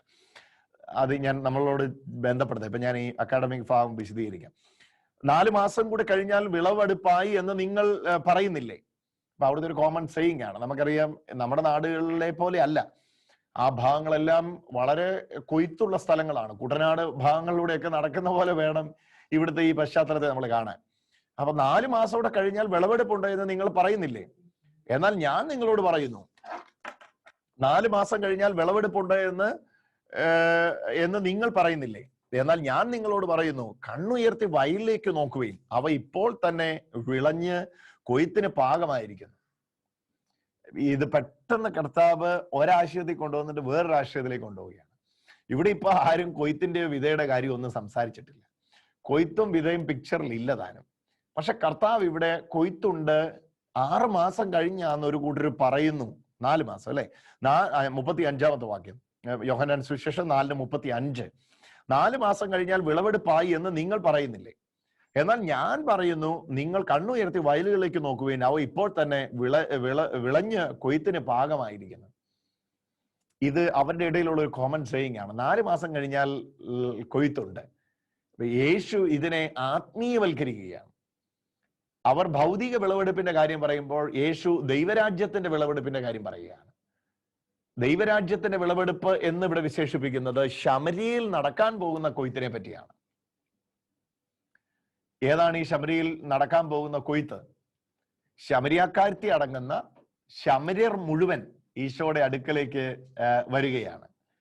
നമുക്കറിയാം, ഈ സുവിശേഷകൻ, പ്രത്യേകിച്ച് വിശുദ്ധ യോഹന്നാന്റെ സുവിശേഷകൻ അവതരിപ്പിക്കുന്ന ആ ക്രോണോളജി നോക്കിയാല്, അല്ലെങ്കിൽ ആ രീതി നോക്കിയാല്, ഈശോയുടെ ശുശ്രൂഷയുടെ ആരംഭമാണ് കാനായിലെ കല്യാണ നാളിലെ അത്ഭുതം. പിന്നീട് നമ്മൾ കാണുന്ന ഉത്സവത്തിന് മഹാദിനമായ അവസാന ദിവസത്തിൽ യേശു നിന്നിട്ട് ദാഹിക്കുന്ന എല്ലാം എൻ്റെ കൂടാരത്തിരുന്നാളിന്റെ ആ ആഘോഷത്തിന്റെ ദിവസങ്ങള്, അതെല്ലാം കഴിഞ്ഞ് ശിഷ്യന്മാര് പറയുന്ന, അല്ലെങ്കിൽ അവർ ചിന്തിക്കുന്നത്, ഒരു മൂവ് തുടങ്ങിക്കഴിഞ്ഞു, ആ മൂവ് കുറച്ച് സമയം എടുക്കും. കാരണം നമ്മൾ കണ്ടത് എത്ര പറഞ്ഞിട്ടും മനസ്സിലാക്കാത്ത നിക്കോദിമോസ്. ഇതിനു മുമ്പ് പിക്ചർ നമ്മൾ കണ്ടത് ചാപ്റ്റർ 3-ല്. അത് കഴിഞ്ഞിട്ട് അനുഗമിക്കാൻ കൂട്ടാക്കാതെ മാറി നിൽക്കുന്ന പലരും. അപ്പൊ ഇപ്പം ശിഷ്യന്മാരുടെ ചിന്താഗതി എന്ന് പറയുന്നത് ഇത് വിതയുടെ സമയമാണ്, കൊയ്ത്തിന് ഇനി ഒരു സമയം വരും. അപ്പൊ യേശു പറയുകയാണ് കൊയ്ത്തിന്റെ സമയം വന്നിരിക്കുന്നു. 4 മാസം കഴിഞ്ഞല്ല കൊയ്ത്ത്, ഇപ്പൊ തന്നെ എന്തുണ്ട്? കൊയ്ത്തുണ്ട്. 4 മാസം കഴിഞ്ഞാൽ വിളവെടുപ്പായി എന്ന് നിങ്ങൾ പറയുന്നില്ലേ? എന്നാൽ ഞാൻ നിങ്ങളോട് പറയുന്നു, നിങ്ങൾ കണ്ണുയർത്തി വയലുകളിലേക്ക് നോക്കുവീൻ, അവ ഇപ്പോൾ തന്നെ വിളഞ്ഞു പാകമായിരിക്കുന്നു. ഏത് വയലാണ് ഈ പറയുന്നത്? ശമരിയ എന്ന് പറയുന്ന വയലാണ്. ആരാണ് ഇവിടുത്തെ കൊയ്ത്ത്? ശമര്യരാണ് ഇവിടുത്തെ കൊയ്ത്ത്. ശമര്യരെ ദൈവരാജ്യത്തിലേക്ക് കയറ്റുക എന്നുള്ളതാണ് ഇവിടുത്തെ കൊയ്ത്ത്. അതിനെക്കുറിച്ചാണ് ഇവിടെ വിശദീകരിക്കുന്നത്. കൊയ്യുന്നവന് കൂലി കിട്ടുകയും അവൻ നിത്യജീവനിലേക്ക് ഫലം ശേഖരിക്കുകയും ചെയ്യുന്നു. അങ്ങനെ വിതയ്ക്കുന്നവനും കൊയ്യുന്നവനും ഒപ്പം സന്തോഷിക്കുന്നു. അപ്പൊ നോക്കി, കൊയ്ത്ത്, വിത, പെട്ടെന്ന് കർത്താവ് അടുത്തതിലേക്ക് സ്വിച്ച് ചെയ്യുകയാണ്. എന്താണ്? നിത്യജീവങ്കിലേക്ക്. കണ്ടോ ആ വാക്ക്? നിത്യജീവങ്കിലേക്ക് ഫലം ശേഖരിക്കുകയും ചെയ്യുന്നു. അങ്ങനെ വിതയ്ക്കുന്നവനും കൊയ്യുന്നവനും ഒപ്പം സന്തോഷിക്കുന്നു. വിതയ്ക്കുന്ന ഒരുവൻ, കൊയ്യുന്നവനും മറ്റൊരുവൻ എന്ന ചൊല്ല് ഇവിടെ സ്വാർത്ഥമായിരിക്കുന്നു. എന്നാൽ നിങ്ങൾ അധ്വാനിച്ചിട്ടില്ലാത്ത വിളവ് ശേഖരിക്കാൻ ഞാൻ നിങ്ങളെ അയച്ചു. മറ്റുള്ളവരാണ് അധ്വാനിച്ചത്, അവരുടെ അധ്വാനത്തിലെ ഫലങ്ങൾ നിങ്ങൾ പ്രവേശിച്ചിരിക്കുന്നു. അധ്വാനത്തിന്റെ ഫലത്തിലേക്ക് നിങ്ങൾ പ്രവേശിച്ചിരിക്കുന്നു. ഇത് തനിക്ക് മുമ്പേ ഉള്ള പ്രവാചകന്മാർ മുഖാന്തരം സംഭവിച്ച ആത്മീയ ചൈതന്യത്തെക്കുറിച്ച് ഈശോ പറയുന്നതാണ്. മറ്റൊരർത്ഥത്തിൽ പറഞ്ഞാൽ തനിക്ക് പുറകിൽ വന്നവരാണ് അധ്വാനിച്ചവര്. ഇപ്പോൾ ഈ ശമരിയയിൽ യേശുവും ശിഷ്യന്മാരും അധ്വാനിച്ചിട്ടില്ല. പക്ഷെ ശമരിയയിൽ യേശുവിനും ശിഷ്യന്മാർക്കും വലിയൊരു നിത്യജീവനിലേക്ക് നിലനിൽക്കുന്ന വലിയൊരു കൊയ്ത്ത് കിട്ടുകയാണ്. നമുക്കറിയാം, ജസ്റ്റ് ആ വഴി ക്രോസ് ചെയ്യാനേ യേശു ഉദ്ദേശിച്ചിരുന്നുള്ളൂ. പക്ഷെ ഇത് കഴിഞ്ഞ് യേശു 2 ദിവസം ശമരിയയിൽ താമസിക്കുകയാണ്. ശമരിയയിൽ താമസിച്ച് ശമരിയ പട്ടണം മുഴുവൻ ഈശോയിൽ വിശ്വസിക്കുകയാണ്. അപ്പൊ വലിയൊരു കൊയ്ത്തിലേക്ക് അത് മാറുകയാണ്. അപ്പൊ കർത്താവ് തുറന്നു പറയുകയാണ്, ഇത് നമ്മൾ വിതച്ചിട്ട് നമ്മൾ കൊയ്തതല്ല. വിതയ്ക്കാതെ മറ്റുള്ളവർ വിതച്ചു, നമ്മൾ കൊയ്തു. ഇവിടെ വിതച്ചത് ആരാണ്? നമ്മുടെ പുറകിലുള്ളവരാണ്. ആരാണ് ആ പുറകിലുള്ളവർ? പഴയ നിയമത്തിലെ പ്രവാചകന്മാരും പുരോഹിതന്മാരും രാജാക്കന്മാരും ഒക്കെയാണ് ആത്മീയ ചൈതന്യത്തെ വിതച്ചത്. പക്ഷെ അവർക്ക് കൊയ്യാൻ കഴിഞ്ഞില്ല. കൊയ്ത്തിനായി ദൈവം നമ്മെ നിശ്ചയിച്ചിരിപ്പിക്കുന്നു എന്ന അർത്ഥത്തിൽ കർത്താവ് ഈ വിഷയത്തെ വിശദീകരിക്കുകയാണ്. മറ്റുള്ളവരാണ് അധ്വാനിച്ചത്, അവരുടെ അധ്വാനത്തിന്റെ ഫലത്തിലേക്ക് നിങ്ങൾ പ്രവേശിച്ചിരിക്കുന്നു. ഞാൻ ചെയ്യുന്നതെല്ലാം എന്നോട് അവൻ 39-ാമത്തെ വാക്യം, ഞാൻ ചെയ്തതെല്ലാം അവൻ എന്നോട് പറഞ്ഞു എന്ന സ്ത്രീയുടെ സാക്ഷ്യം മൂലം പട്ടണത്തിലെ ശമര്യക്കാരിൽ അനേകർ അവനിൽ വിശ്വസിച്ചു. ഇനിയാണ് വിശ്വാസത്തിന്റെ 4ാമത്തെ തലം നമ്മൾ കാണുന്നത്. അപ്പം ഇന്ന് ഈ എക്സ്പ്ലനേഷൻ മുഴുവൻ സ്പിരിച്വൽ എക്സ്പ്ലനേഷൻസ് ആണ്. ആദ്യമേ നമ്മൾ കണ്ടു, ഭക്ഷണത്തിന് വേണ്ടി ശിഷ്യന്മാർ പട്ടണത്തിൽ പോയിരുന്നു, ഊരുകളിൽ പോയി ഭക്ഷണം ശേഖരിച്ചിരുന്നു. ഭക്ഷണം വാങ്ങാൻ വിട്ടയാള് ഭക്ഷണം കൊണ്ടുവന്നു കഴിഞ്ഞപ്പോ പറയുന്നു, എനിക്കിനി ഭക്ഷണത്തിന്റെ ആവശ്യമില്ല. ശിഷ്യന്മാർ അതിനിടെ പറയും, ഇതിനിടെ ഭക്ഷണം കൂടെ കൊടുത്തു കാണുമെന്ന്. അപ്പൊ യേശു പറയാണ്, നിങ്ങളറിയാത്ത ആഹാരം എനിക്കുണ്ട്. അപ്പൊ നിങ്ങളറിയാത്ത ആഹാരം എന്താണ്? എന്നെ അയച്ചവന്റെ ഇഷ്ടം പ്രവർത്തിക്കുകയും ആ പ്രവൃത്തി പൂർത്തിയാക്കുകയും ചെയ്യുന്നതാണ് എന്റെ ആഹാരം, എന്റെ വെള്ളം. ആ അർത്ഥത്തിലാണ് ഗ്രീക്കിൽ നമ്മൾ ആ ടെക്സ്റ്റ് കാണുന്നത്. എന്റെ കഴിപ്പ്, എന്റെ കുടിപ്പ്, എന്റെ ഈറ്റ്, എന്റെ ഡ്രിങ്ക്, അത് രണ്ടും എന്നെ അയച്ചവന്റെ പ്രവൃത്തിയാണ്. അവന്റെ ഇഷ്ടം നിറവേറ്റുകയാണ് എന്റെ ഈറ്റും എന്റെ ഡ്രിങ്കും. അതാണ് കർത്താവ് ഇവിടെ വിശദീകരിക്കുന്നത്. എന്നിട്ട് പെട്ടെന്ന് നമ്മൾ അവിടുന്ന് കർത്താവ് കൊണ്ടുപോകുന്നത് 4 മാസം കഴിഞ്ഞ് കൊയ്ത്തുണ്ട് എന്ന ചിന്തയിലേക്കാണ്. അപ്പൊ ശിഷ്യന്മാർ പകച്ചു നിൽക്കുകയാണ്, എന്താണ് ഈ 4 മാസം കഴിഞ്ഞുള്ള കൊയ്ത്ത്? ഉടനെ യേശു അവരോട് പറയുകയാണ്, ഇത് നിത്യജീവനിലേക്കുള്ള കൊയ്ത്താണ്. നിത്യജീവനിലേക്കുള്ള കൊയ്ത്ത് എന്ന് പറയുമ്പം അവർ ചോദിക്കുക, നിത്യജീവനിലേക്ക് കൊയ്യാൻ നമ്മളതിന് വിതച്ചിട്ടില്ലല്ലോ. അപ്പൊ യേശു പഴയ നിയമത്തിലെ യെശയ്യായിലെ കോട്ട് വീണ്ടും എടുക്കുകയാണ്. നിങ്ങൾ വിതയ്ക്കാത്തടത്തുനിന്ന് കൊയ്യും, മറ്റുള്ളവരുടെ അനുഗ്രഹം നിങ്ങൾ ശേഖരിക്കും എന്നുള്ള പ്രവചനം. അപ്പൊ ഈ 4 സ്പിരിച്വൽ ഇൻട്രാക്ഷനുകളെയാണ് ഈ അധ്യായത്തിലെ ആത്മീയ വാക്യങ്ങളായിട്ട് യോഹന്നാൻ രേഖപ്പെടുത്തുന്നത്. യോഹന്നാന്റെ സുവിശേഷത്തിൽ പ്രത്യേകിച്ച് ഓരോ അധ്യായത്തിലും ഓരോ സ്പിരിച്വൽ ഇൻസൈറ്റ്സ് ഉണ്ട്, രഹസ്യങ്ങളുണ്ട്, കൗദാശികമായ കാര്യങ്ങളുണ്ട്, മിസ്റ്ററീസ് ഉണ്ട്. ആ രഹസ്യങ്ങൾ ഒന്നൊന്നായി തുറക്കുകയാണ്. ഇവിടെ 3 രഹസ്യങ്ങൾ യോഹന്നാൻ തുറന്നു കഴിഞ്ഞു. 1, എന്റെ ആഹാരം എന്താണ്. 2, എന്റെ കൊയ്ത്ത് എന്താണ്. രണ്ടാമത് നമ്മൾ എന്റെ ആഹാരം എന്താണ്? എന്നെ അയച്ചവന്റെ പ്രവർത്തിക്കുകയും അവന്റെ ഇഷ്ടം പൂർത്തിയാക്കുകയും ചെയ്യുന്നതാണ് എന്റെ ആഹാരം. 2, കൊയ്ത്തുണ്ട്. 4 മാസം കഴിഞ്ഞ കൊയ്ത്തുണ്ടെന്ന് നിങ്ങൾ പറയുന്നു, പക്ഷെ യേശു പറയുന്നു നിത്യജീവനിലേക്കുള്ള കൊയ്ത്ത് ഇപ്പോൾ തന്നെ റെഡിയാണ്. മൂന്നാമത്തേത് വീണ്ടും യേശു സംസാരിക്കുമ്പോൾ പറയുകയാണ്, നിങ്ങൾ വിതയ്ക്കാത്തടത്തുനിന്ന് നിങ്ങൾ കൊയ്യുകയാണ്. അത് പ്രവചനത്തിന്റെ നിവൃത്തീകരണമാണ്. ഇത് വയലുകളിലേക്ക് നോക്കുകയും ഇപ്പോൾ തന്നെ നിലം പാകമായിരിക്കുന്നു, കൊയ്യുന്നവന് കൂലി കിട്ടും. നാലാമത്തെ ഉൾക്കാഴ്ച സ്പിരിച്വൽ ഇൻസൈറ്റ് ആണ്. കൊയ്യുന്നവന് കൂലി കിട്ടുകയും അവൻ നിത്യജീവങ്കിലേക്ക് ഫലം ശേഖരിക്കുകയും ചെയ്യുന്നു. അങ്ങനെ വിതയ്ക്കുന്നവനും കൊയ്യുന്നവനും ഒപ്പം സന്തോഷിക്കുന്നു. വിതയ്ക്കുന്ന ഒരുവൻ കൊയ്യുന്ന മറ്റൊരുവൻ എന്ന ചൊല്ല് ഇവിടെ സ്വാർത്ഥകമാകുന്നു. ഇതൊരു ചൊല്ലാണ്. It's A saying. 38 വാക്യം, നിങ്ങൾ അധ്വാനിച്ചിട്ടില്ലാത്ത വിളവ് ശേഖരിക്കാൻ ഞാൻ നിങ്ങളെ അയച്ചു. മറ്റുള്ളവരാണ് അധ്വാനിച്ചത്, അവരുടെ അധ്വാനത്തിൽ നിന്ന് ഫലത്തിലേക്കാണ് നിങ്ങൾ പ്രവേശിച്ചിരിക്കുന്നത്. ഞാൻ ചെയ്തതെല്ലാം എന്നോട് പറഞ്ഞു എന്ന ആ സ്ത്രീയുടെ സാക്ഷ്യം മൂലം പടർന്നത് ശമര്യക്കാരിൽ അനേകർ അവനിൽ വിശ്വസിച്ചു. ആ ശമര്യക്കാർ അവന്റെ അടുത്ത് വന്ന് തങ്ങളോടൊത്ത് വസിക്കണമെന്ന് അപേക്ഷിച്ചു. അവൻ 2 ദിവസം കൂടെ അവിടെ താമസിക്കുകയാണ്.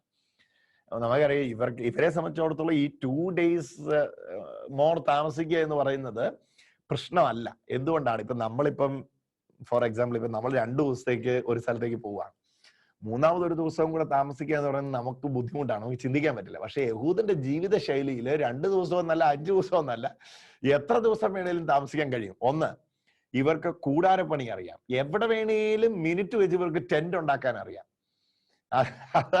അതാണ് ഇവരുടെ കുലത്തൊഴില്.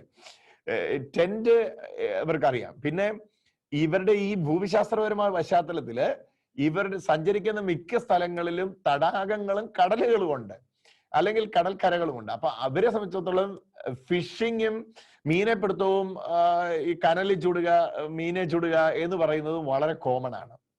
അപ്പൊ എവിടെ താമസിക്കും എന്നത് പരിഹരിക്കപ്പെട്ട് കഴിഞ്ഞു, എന്ത് കഴിക്കും എന്നുള്ളത് പരിഹരിക്കപ്പെട്ട് കഴിഞ്ഞു.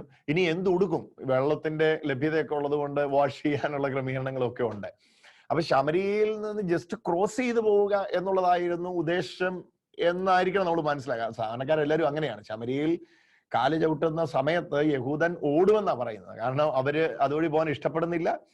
അതുവഴി പോകാതിരിക്കാൻ വേണ്ടി യോർദാൻ താഴ്വരയിലൂടെ പോകും, അതല്ലെങ്കിൽ നമ്മൾ പറഞ്ഞ മറ്റേ സ്ഥലത്തൂടെ എൽ അവീവിലൂടെ പോകും.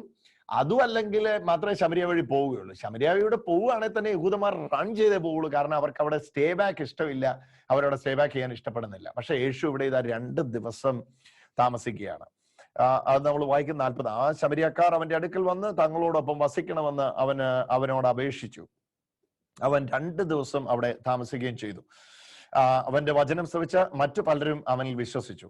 42 വാക്യം. ഇനിയാണ് വിശ്വാസത്തിന്റെ ട്രാൻസ്ഫോർമേഷൻ സംഭവിക്കുന്നത്. അപ്പം from the faith of Samaritan woman into the faith of the people, അതിലേക്കുള്ള മാറ്റമാണ് നമ്മൾ കാണുന്നത്. അവർ ആ സ്ത്രീയോട് പറഞ്ഞു, ഇനിമേൽ ഞങ്ങൾ വിശ്വസിക്കുന്നത് നിന്റെ വാക്കുമൂലമല്ല. അപ്പൊ ഇതാണ് 2 ദിവസത്തെ താമസം കൊണ്ട് നടന്ന ഏറ്റവും വലിയ രൂപാന്തരം. ഇതുവരെ അവർ വിശ്വസിച്ചിരുന്നത് സ്ത്രീയുടെ വാക്ക് നിമിത്തമാണെങ്കിൽ അതിൽ നിന്ന് വിശ്വാസം എടുത്ത്, വിശ്വാസം എന്ന് പറയുന്ന ഒരു നങ്കൂരം പോലെയാണ്. ആ നങ്കൂരം എവിടെ ഇട്ടിരിക്കുന്നത്? ഇതുവരെ അവരിട്ടിരുന്നത് സ്ത്രീ എന്ന് പറയുന്ന അവളുടെ വാക്കിന് മേളിലാണെങ്കിൽ ഇപ്പോൾ അവർ തങ്ങളിലേക്ക് നങ്കൂരം ഇടുകയാണ്. ഇത് പേഴ്സണൽ എക്സ്പീരിയൻസ് ആയിട്ട് ഫെയ്ത്ത് അവർക്ക് മാറുകയാണ്. അതാണ് 42 വാക്യം. അവർ സ്ത്രീയോട് പറഞ്ഞു, ഇനിമേൽ ഞങ്ങൾ വിശ്വസിക്കുന്ന നിന്റെ വാക്കുകൾ മൂലമല്ല, കാരണം ഞങ്ങൾ തന്നെ നേരിട്ട് ശ്രവിക്കുകയും ഇവനാണ് യഥാർത്ഥ ലോകരക്ഷകൻ എന്ന് മനസ്സിലാക്കുകയും ചെയ്തിരിക്കുന്നു. അടിവരയിടുക, ഇവനാണ് യഥാർത്ഥ ലോകരക്ഷകൻ എന്ന് മനസ്സിലാക്കുകയും ചെയ്തിരിക്കുന്നു. ഇത് സമാന്തര സുവിശേഷങ്ങൾ പിന്തുണയ്ക്കാത്ത ഒരു വാക്കാണ്. രക്ഷകൻ, ലോകരക്ഷകൻ ഇവനാണ് എന്ന് ഞങ്ങൾ മനസ്സിലാക്കുകയും ചെയ്തിരിക്കുന്നു. അപ്പം യോഹന്നാൻ ശമരിയായിലെ അനുഭവത്തിന്റെ അവസാനം കുറിക്കുകയാണ്, ഇവനാണ് ലോകരക്ഷകൻ എന്ന് മനസ്സിലാക്കുന്നു. മത്തായി സുവിശേഷത്തിൽ രക്ഷകനെ കുറിച്ചുള്ള പരാമർശമില്ല. മർക്കോസ് സുവിശേഷത്തിൽ, ലൂക്കോസ് സുവിശേഷത്തിൽ ഒരു സ്ഥലത്തുണ്ട്. യോഹന്നാൻ സുവിശേഷം ആദ്യമായി ലോകരക്ഷകൻ എന്ന തരത്തിൽ ഈശോയെ അവതരിപ്പിക്കുകയാണ്. അതുകൊണ്ട് തന്നെ ഇത് വളരെ പ്രാധാന്യം ജൊനൈൻ ലിറ്ററേച്ചറിൽ, പ്രത്യേകിച്ച് യോഹന്നാന്റെ എഴുത്തുകളിൽ വളരെ പ്രാധാന്യം ഇതിന് നൽകപ്പെട്ടിരിക്കുകയാണ്. എന്താണ് ഇവിടെ പറയുന്നത്? ലോകരക്ഷകൻ. കാരണം നമ്മൾ ഇന്ന് കേൾക്കുമ്പോൾ സേവിയർ ഓഫ് ദി യൂണിവേഴ്സ് അല്ലെ സേവിയർ ഓഫ് ദ വേൾഡ് എന്ന് പറയുമ്പോൾ നമുക്ക് വലിയ വ്യത്യാസമൊന്നും തോന്നുന്നില്ല. പക്ഷെ യഹൂദരെ സംബന്ധിച്ച്, ശമര്യരെ സംബന്ധിച്ച് രക്ഷകൻ എന്ന് പറഞ്ഞാൽ ദൈവമാണ്. ഗോഡ് ഈസ് ദ സേവിയർ, വേറെ ആരും രക്ഷകനല്ല. അപ്പം ഇവരിവിടെ ഈ വിശേഷണം നടത്തുകയാണ്. യോഹന്നാൻ മാത്രമാണ് ഈ ലോകരക്ഷകനായിട്ട് ഈശോയെ അവതരിപ്പിക്കുന്നത്. ഇത് യോഹന്നാന്റെ സുവിശേഷത്തിന്റെ ഒരു സ്വഭാവമാണ്. 1:29, 3:16, 1 യോഹന്നാൻ 2:2, 4:22. എന്നാൽ സമാന്തര സുവിശേഷത്തിൽ ഒറ്റ സ്ഥലത്ത് ലൂക്കായുടെ സുവിശേഷം 2:11 മാത്രമേ ഈശോയെ രക്ഷകനായിട്ടുള്ള വിശദീകരണം നമ്മൾ കാണുന്നുള്ളൂ. എന്നാൽ യോഹന്നാന്റെ സുവിശേഷത്തിൽ 5 തവണ ആവർത്തിച്ച് രക്ഷകൻ, രക്ഷകൻ, രക്ഷകൻ, സേവിയർ എന്ന പദം പ്രാധാന്യം നൽകി അവതരിപ്പിക്കുന്നതായിട്ട് നമ്മൾ കാണുകയാണ്. അപ്പൊ ഇങ്ങനെ ഈ യാത്ര തുടരുകയാണ്. അപ്പൊ നമുക്കറിയാം ജൂദ എന്ന് പറയുന്ന ഹെറോദോസിന്റെ സ്ഥലം, ആ ജൂദായിൽ നിന്ന് എങ്ങോട്ട് പോവുകയാണ്? ഈശോയുടെ ജന്മസ്ഥലമാകുന്ന ജൂദായിലാണ് എന്തുള്ളത്? ജെറുസലേം ദേവാലയം ഉള്ളത്. ആ ജെറുസലേം ദേവാലയത്തിൽ പെരുന്നാൾ കഴിഞ്ഞിട്ട് എങ്ങോട്ട് പോവുകയാണ്? ഇപ്പോൾ യേശുവിന്റെ സ്ഥലത്തേക്ക് പോവുകയാണ്. യേശുവിന്റെ സ്ഥലത്തേക്ക് പോകുമ്പോൾ, കവർണഭൂമിലേക്ക് അല്ലെങ്കിൽ നസ്രത്തിലേക്ക് പോകുമ്പോൾ ആ യാത്രക്കിടയിൽ സംഭവിച്ചതാണ് നമ്മളിപ്പോൾ വായിച്ചത്. ജസ്റ്റ് ക്രോസ് ചെയ്യണമെന്നായിരുന്നു അവരുടെ ആഗ്രഹമെങ്കിലും പിതാവിന്റെ ആഗ്രഹം അതല്ലായിരുന്നു. ഇവിടെ ഒരു കൊയ്ത്തുണ്ട്, ഇവിടെ ഒരു കൊയ്ത്തുണ്ട്, 4 മാസം കഴിഞ്ഞ് കൊയ്ത്തുണ്ടാകും എന്ന് പറയുന്നു.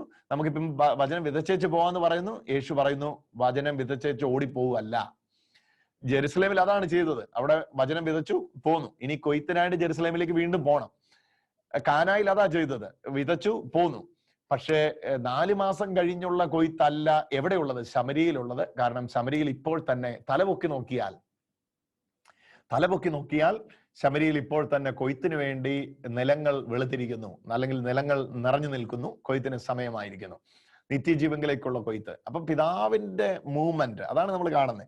ഇന്ന് ഇവിടുന്ന് പോകണമെന്നാണ് ഈശോയുടെ ആഗ്രഹം. പക്ഷെ പിതാവ് പറയുന്നു ഇല്ല, 2 ദിവസവും കൂടെ ശമരിയിൽ താമസിക്കണം, അവിടെ വലിയൊരു കൊയ്ത്തുണ്ട്. അത്രയ്ക്ക് ഫ്ലെക്സിബിൾ ആയിരുന്നു, അത്രയ്ക്ക് ജീസസ് അവൈലബിൾ ആയിരുന്നു പിതാവ് ചലിപ്പിക്കുന്ന ചലനത്തിൽ ചലിക്കുവാൻ. ഹല്ലേലൂയ. അതാണ് ഒന്നുകൂടെ ആ പദം ആവുന്നത്. പിതാവ് ചലിപ്പിക്കുന്ന ചലനത്തിൽ ചലിക്കും. ഓരോ വാക്കുകളും പിതാവിൽ നിന്ന് കേട്ട് പുത്രൻ സംസാരിച്ചിരുന്നു. ഓരോ ഇന്ററാക്ഷനുകളും, ഓരോ സംസാരങ്ങളും പിതാവിൽ നിന്ന് കേട്ട് പുത്രൻ സംസാരിച്ചിരുന്നു. ഇതാണ് യഥാർത്ഥ ക്രിസ്തീയ ജീവിതം. ഈ ജീവിതത്തിൽ റിസ്ക് ഇല്ല. ഞാൻ മുമ്പേ പറഞ്ഞതാണ്, ഞാൻ എന്നെ നയിക്കുമ്പോൾ, ഞാൻ എൻ്റെ റെസ്പോൺസിബിലിറ്റി ഏറ്റെടുക്കുമ്പോൾ എനിക്ക് ഒത്തിരി ഹഡിൽസ് ഉണ്ട്, എനിക്ക് ചാടിക്കിടക്കാനുള്ള ഒത്തിരി വൈതരണികൾ മുമ്പിലുണ്ട്. അതേസമയം ഞാൻ പിതാവിനാലാ നയിക്കപ്പെടുന്നതെങ്കിൽ ആ യാത്രയിൽ ഭയത്തിന്റെ ആവശ്യമില്ല. അപ്പോയിന്റഡ് ടൈം, വെള്ളത്തിന് മേളിൽ ഒരു ഫ്ലോട്ടിംഗ് ട്രേ എങ്ങനെ കിടക്കുന്നോ അതുപോലെ, ആ ട്രേ എങ്ങനെ കിടക്കുന്നോ അതുപോലെ പുത്രൻ പിതാവിന്റെ ഹിതത്തിൽ ആ ആഹാരം ഭക്ഷിച്ച് ആ പാനീയം കുടിച്ച് ഇഷ്ടം പൂർത്തിയാക്കുന്നതാണ് എൻ്റെ ആഹാരം. എൻ്റെ വിശപ്പ് അപ്പോഴാണ് പൂർത്തിയാകുന്നത്. ശമരിയിൽ 2 ദിവസവും കൂടെ താമസിക്കണം, അത് പിതാവിന്റെ ആഗ്രഹമാണ്. ഇനി എനിക്കിപ്പോൾ അതിന് താല്പര്യമില്ല എന്നല്ല. 12ാമത്തെ വയസ്സിലും പിതാവിന്റെ ഇഷ്ടത്തിനനുസരിച്ചാണ് മാതാപിതാക്കളോട് സംസാരിക്കേണ്ടി വന്നത്. മാതാപിതാക്കൾ വലിയ സങ്കടത്തിലായി. അവരോട് പറയാണ്, ഞാൻ പിതാവിന്റെ ഇഷ്ടം ചെയ്യേണ്ടതാണെന്ന് നിങ്ങൾക്കറിയുകയില്ലേ? ഇവിടെയും അതേ രീതിയിലാണ്. ഇപ്പം ഒരു റിമോട്ട് കൺട്രോള് നിയന്ത്രിക്കുന്ന യേശു സ്വയം ഇച്ഛയില്ലാതെ ഭൂമിയിൽ വന്നു എന്നല്ല ഇതിന്റെ അർത്ഥം. യേശുവിന് വേണമെങ്കിൽ പിതാവിന്റെ ഇഷ്ടത്തിന് വിപരീതമായി ചലിക്കാമായിരുന്നു. പക്ഷെ ഒരു വട്ടം പോലും പിതാവിന്റെ നിയന്ത്രണത്തിന് വിപരീതമായി ചലിക്കാതെ എല്ലായ്പ്പോഴും പിതാവിന് വിധേയപ്പെട്ടതിലൂടെ ഈശോ ഒരു ജീവിതം നമ്മെ കാണിക്കുകയായിരുന്നു. കാരണം പുത്രൻ ചെറുതായതുകൊണ്ടല്ല പുത്രൻ വിധേയപ്പെട്ടത്. പിതാവിനോട് സകലത്തിലും സമനായിട്ടും പുത്രൻ പിതാവിന് വിധേയപ്പെട്ട് നമ്മോട് പറയുകയായിരുന്നു, ചെറുതായതുകൊണ്ടല്ല കീഴ്പ്പെടേണ്ടത്, കീഴ്പ്പെടുന്നതാണ് വലിപ്പം.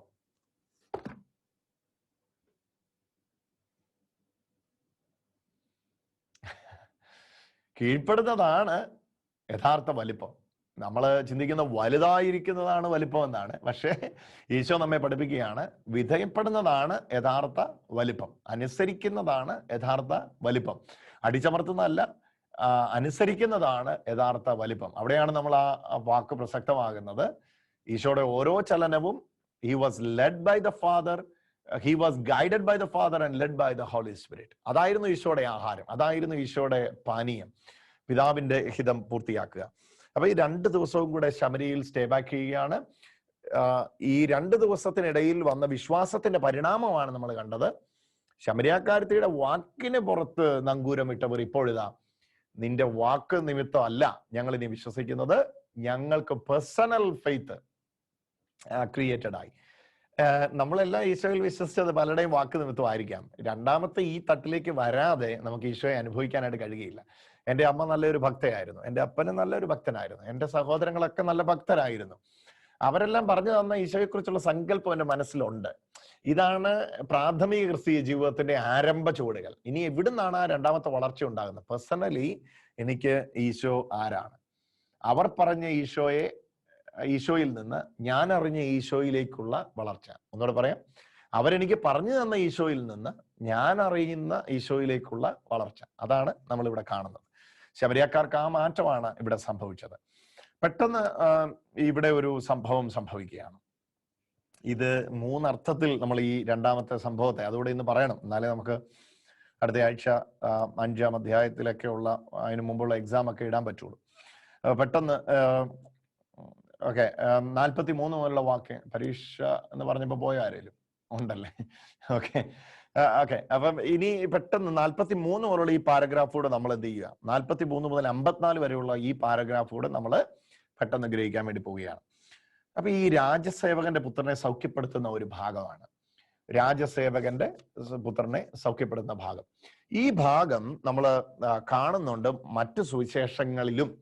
എന്ന് പറഞ്ഞാൽ ഇപ്പൊ കാനായിലെ കല്യാണ നാളിലെ അത്ഭുതം നമ്മൾ കാണുന്നില്ല മറ്റു സുവിശേഷത്തിൽ, പക്ഷെ ഈ മറ്റു സുവിശേഷത്തിലും ഈ അത്ഭുതം നമ്മൾ കാണുന്നുണ്ട്. ഏതാ? ഈ രാജസേവകന്റെ പുത്രനെ സൗഖ്യപ്പെടുന്നത്. പക്ഷെ അതിൻ്റെ അകത്ത് ഒത്തിരി വ്യത്യാസങ്ങളുണ്ട്.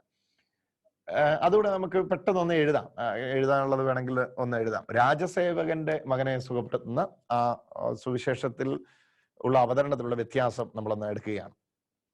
അപ്പൊ യോഹന്നാൻ പറയുമ്പോൾ, ഒന്നാമത്തേത് യോഹന്നാൻ പറയുമ്പോൾ രാജസേവകനായ പുത്രനാണ് എന്നാണ് പറയുന്നത്. യോഹന്നാന്റെ സുവിശേഷത്തിൽ രാജാവിന്റെ സേവകന്റെ പുത്രന് എന്ത് ചെയ്തിരിക്കുന്നു? പനി പിടിച്ചിരിക്കുന്നു എന്നാണ് പറയുന്നത്. നമ്മൾ ഇനി അത് വായിക്കും. അപ്പൊ നമുക്കത് നോക്കാം പിന്നത്തതില്. രാജാവിന്റെ പുത്രൻ, രാജസേവകന്റെ പുത്രൻ, രാജാവിന്റെ പുത്രൻ അല്ല, രാജാവിനെ സേവിക്കുന്നവന്റെ പുത്രൻ എന്ന ആശയത്തിലാണ് യോഹന്നാൻ രേഖപ്പെടുന്നത്. എന്നാൽ ഇതര സുവിശേഷത്തിൽ നമ്മൾ കാണുന്ന മത്തായി സുവിശേഷം 8-ാം അധ്യായത്തിന് 5 മുതൽ 13 വരെയുള്ള വാക്യത്തിലും ലൂക്കാ സുവിശേഷം 7-ാം അധ്യായത്തിന് 1 മുതൽ 10 വരെയുള്ള വാക്യങ്ങൾ, ആ രണ്ട് റെഫറൻസ് പെട്ടെന്ന് എഴുതിക്കോ. മത്തായി സുവിശേഷം 8-ന്റെ 5 മുതൽ 13 വരെ, മാത്യു 8 verse 5 to 13, മത്തായി സുവിശേഷം 8-ാം അധ്യായത്തിന്റെ 5 മുതൽ 13 വരെയും ലൂക്കാ സുവിശേഷം 7-ാം അധ്യായത്തിന്റെ 1 മുതൽ 10 വരെയും ഇതേ വിഷയം എന്ത് ചെയ്തിട്ടുണ്ട്? വിശദീകരിച്ചിട്ടുണ്ട്. ലൂക്കാ 7-ന്റെ 1 മുതൽ 10 വരെയും. പക്ഷെ വ്യത്യാസമുണ്ട്. എന്നൊക്കെയാ വ്യത്യാസം? 4 വ്യത്യാസങ്ങളാണ് പ്രധാനമായിട്ടുള്ളത്. ഒന്നാമത്തെ വ്യത്യാസം എഴുതുക. യോഹന്നാന്റെ രേഖയിൽ ഇത് രാജസേവകന്റെ പുത്രനാണ്.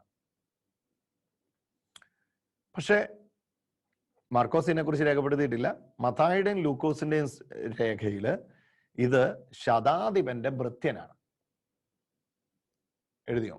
മത്തായിയുടെ രേഖയില്, യോഹന്നാന്റെ രേഖയില് രാജസേവകന്റെ പുത്രനാണ്. പക്ഷെ മത്തായിയുടെയും ലൂക്കോസിന്റെയും രേഖ, മർക്കോസ് എഴുതിയിട്ടില്ല, മത്തായിയുടെയും ലൂക്കോസിന്റെയും രേഖയില് ശതാധിപന്റെ ഭൃത്യനാണ്. ശതം 100, ശതാധിപൻ 100 പേർക്ക് അധിപൻ, സെഞ്ചൂറിയൻ.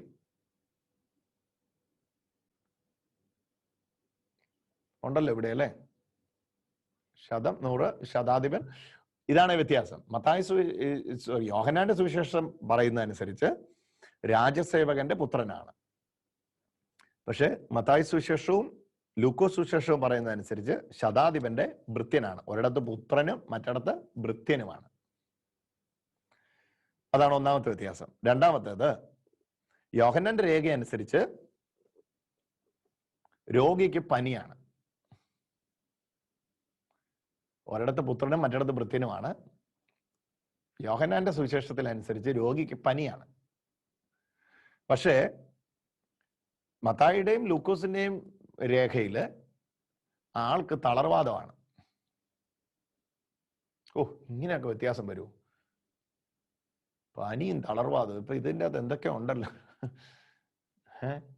പനി എവിടെ കിടക്കുന്നു, തളർവാദം എവിടെ കിടക്കുന്നു? അതിനാ ഞാൻ ആദ്യം റെഫറൻസ് പറഞ്ഞു. എഴുതിയോ? തളർവാദ രോഗിയുടെ കാര്യമാണ് സമാന്തര സുവിശേഷത്തെ നമ്മൾ കാണുന്നത്. പക്ഷെ യോഹന്നാന്റെ സുവിശേഷത്തെ കാണുമ്പം രോഗിക്ക് പനിയാണ്. ഓക്കെ. മൂന്നാമത്തെ വ്യത്യാസം എന്ന് പറയുന്നത്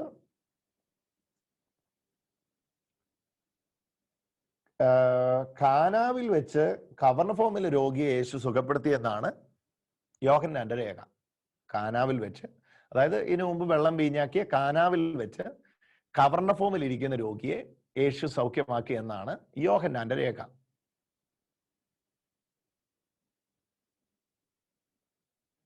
എന്നാൽ മറ്റു രേഖയിൽ നമ്മൾ കാണുന്നത് കവർണഫോമിൽ എത്തിയെങ്കിലും രോഗിയുടെ വീട്ടിൽ പോകാതെ അകലെ നിന്നുകൊണ്ട് രോഗിയെ സുഖപ്പെടുത്തി എന്നാണ്.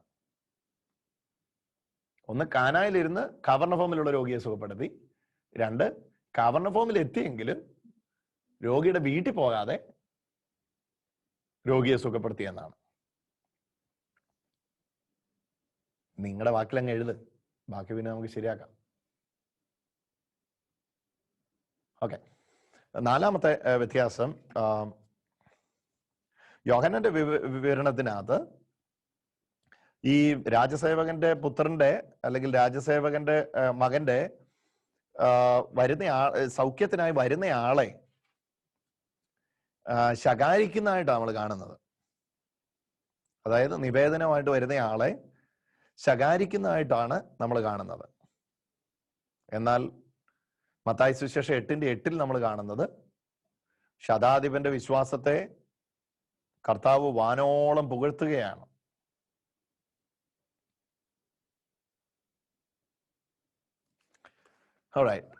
അപ്പം ഒന്നുകൂടെ ഞാൻ ആദ്യം തൊട്ട് പറയാം. ഒന്നാമത്തെ വ്യത്യാസം, യോഹന്നാന്റെ സുവിശേഷത്തിൽ രാജസേവകന്റെ പുത്രനാണ്. മറ്റു സുവിശേഷങ്ങളിൽ മർക്കോസിൽ ഇല്ല, മത്തായിലും ലൂക്കായിലും ശതാധിപന്റെ ഭൃത്യനാണ്. രണ്ടാമത്തെ വ്യത്യാസം, യോഹന്നാന്റെ സുവിശേഷത്തിൽ രോഗിക്ക് പനിയാണ്, മറ്റു സുവിശേഷങ്ങൾ രോഗിക്ക് തളർവാദമാണ്. മൂന്നാമത്തെ വ്യത്യാസം, കാനായിൽ വെച്ച് കവർണഫോമിലുള്ള രോഗിയെ സുഖപ്പെടുത്തി എന്ന് യോഹന്നാൻ പറയുമ്പോൾ കവർണഫോമിൽ എത്തിയ ശേഷം വീട്ടിൽ പ്രവേശിക്കാതെ ദൂരത്ത് നിന്ന് സൗഖ്യപ്പെടുത്തി എന്നാണ് മറ്റു സുവിശേഷകന്മാർ പറയുന്നത്. നാലാമത്തെ വ്യത്യാസം, നിവേദനമായി വന്നയാളെ ശകാരിക്കുന്നു എന്ന് യോഹന്നാൻ പറയുമ്പോൾ മറ്റു സുവിശേഷകർ ശതാധിപന്റെ വിശ്വാസത്തെ വാനോളം പുകഴ്ത്തുന്നതായിട്ടാണ് കാണുന്നത്. ആ രണ്ട്, മത്തായി സുവിശേഷം 8-ാം അധ്യായത്തിന്റെ 5 മുതൽ 13 വരെയുള്ള വാക്യങ്ങളും ലൂക്കാ സുവിശേഷം 7-ാം അധ്യായത്തിന്റെ 1 മുതൽ 10 വരെയുള്ള വാക്യങ്ങളും ഈ ഭാഗം വിശദീകരിച്ചിട്ടുണ്ട്. നിങ്ങൾക്ക് ഇത് നോക്കാം. അപ്പൊ സ്വാഭാവികമായിട്ട് ഇത് പഠിക്കുന്ന ഒരാളെ എല്ലാവർക്കും ഇല്ല ഈ പ്രശ്നം, പഠിക്കുന്ന ഒരാളെ സംബന്ധിച്ചോളം ഇത് വലിയ കൺഫ്യൂഷൻ ആവും. അപ്പൊ ഇതിൽ ഏതാ ശരി? ഇപ്പൊ തന്നെ നിങ്ങൾ ഇതിപ്പോ എഴുതിയപ്പോ തന്നെ ചിന്തിച്ചു, ഇതിൽ ഏതാ ശരി? ശരിക്കും അയാൾക്ക് പനി ആയിരുന്നോ അതോ അയാൾക്ക് തളർവാദ രോഗമായിരുന്നു? ഇവിടെയാണ് നമ്മൾ ഈ വൈവിധ്യങ്ങളെ കാണേണ്ടത്. ഡിഫറൻസസ് അല്ലത്, ഡൈവേഴ്സിറ്റീസ് ആണത്. അത് എങ്ങനെയാണ് അത് അതിനെ നമ്മൾ വ്യാഖ്യാനിക്കേണ്ടത്, അല്ലെ നമ്മൾ മനസ്സിലാക്കേണ്ടത് എന്ന് നമ്മൾ മനസ്സിലാക്കുക. അപ്പൊ ഈ ആദ്യമേ നമ്മൾ നോക്കാം എന്താണ് ഈ രാജസേവകന്റെ പുത്രനും ഭൃത്യനും ആകുന്നത്, എങ്ങനെയാണ് ആ വ്യത്യാസം എന്നുള്ളതാണ്. അവിടെ ഗ്രീക്ക് പദത്തില് ബെസലിക്കോസ് എന്ന് പറയുന്ന ഒരു പദമാണ് ഈ രാജസേവകൻ എന്ന് മൊഴിമാറ്റം ചെയ്യാൻ ഉപയോഗിച്ചിരിക്കുന്നത്. ബെസലിക്കോസ് വേണമെങ്കിൽ അപ്പൊ അതൊന്ന് എഴുതിക്കോ. ബെസലിക്കോസ്.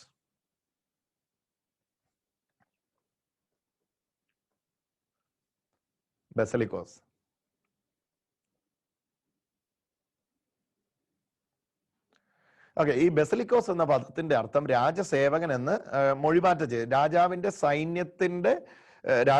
സൈന്യത്തിൽപ്പെട്ട ഉദ്യോഗസ്ഥൻ എന്ന അർത്ഥത്തിലാണ്. ആ രാജാവിന്റെ സൈന്യത്തിൽപ്പെട്ട ഉദ്യോഗസ്ഥൻ എന്ന് പറയുമ്പോൾ രാജാവിന്റെ വലിയ സേനയാണ്.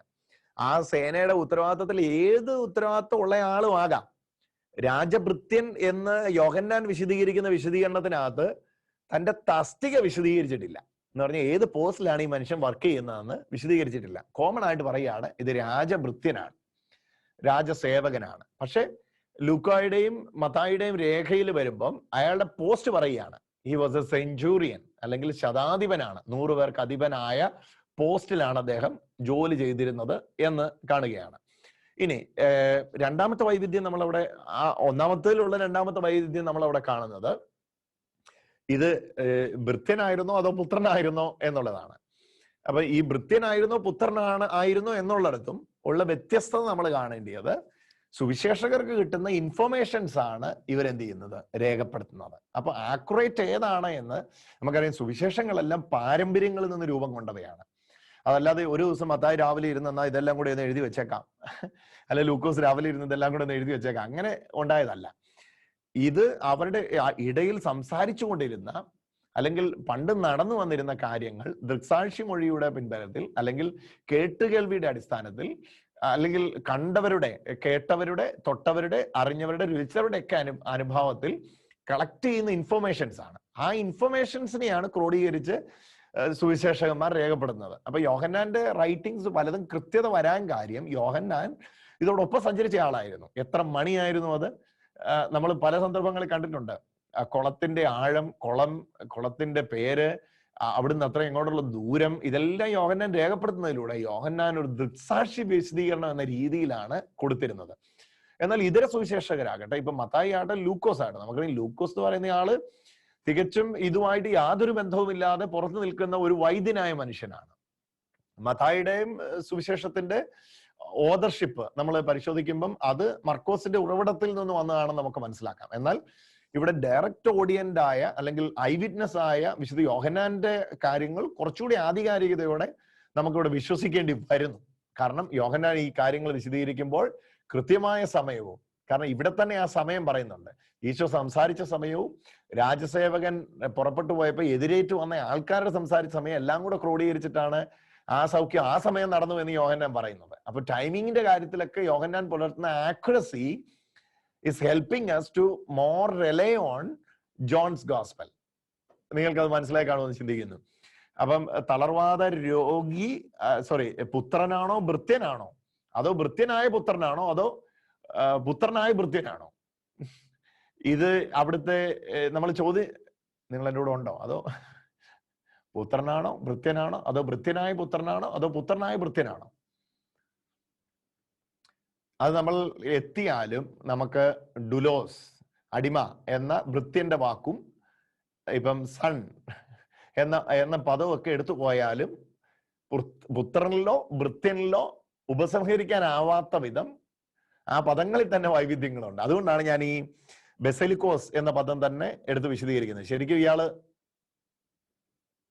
ശതാധിപനാണോ, ശരിക്കും ഇയാള് രാജസേവകനാണോ, അതോ രാജസേവകനായ ശതാധിപനാണോ, അതോ ശതാധിപനായ രാജസേവകനാണോ? ശതാധിപൻ രാജസേവകനാണ്,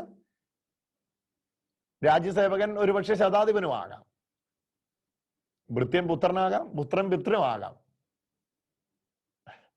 അപ്പം ഇനി സുവിശേഷകൻ അയാളെ ഭൃത്യനായിട്ടാണോ വേണ്ടത്, ശരിക്കും അയാൾ പുത്രനായിരുന്നു? അതെല്ലാം നമ്മൾ കാണേണ്ടിയത് വ്യത്യസ്തതകളായിട്ടല്ല, വൈവിധ്യങ്ങളായിട്ടാണ്. It's not differences, it's actually diversities. Different angle ആണ്.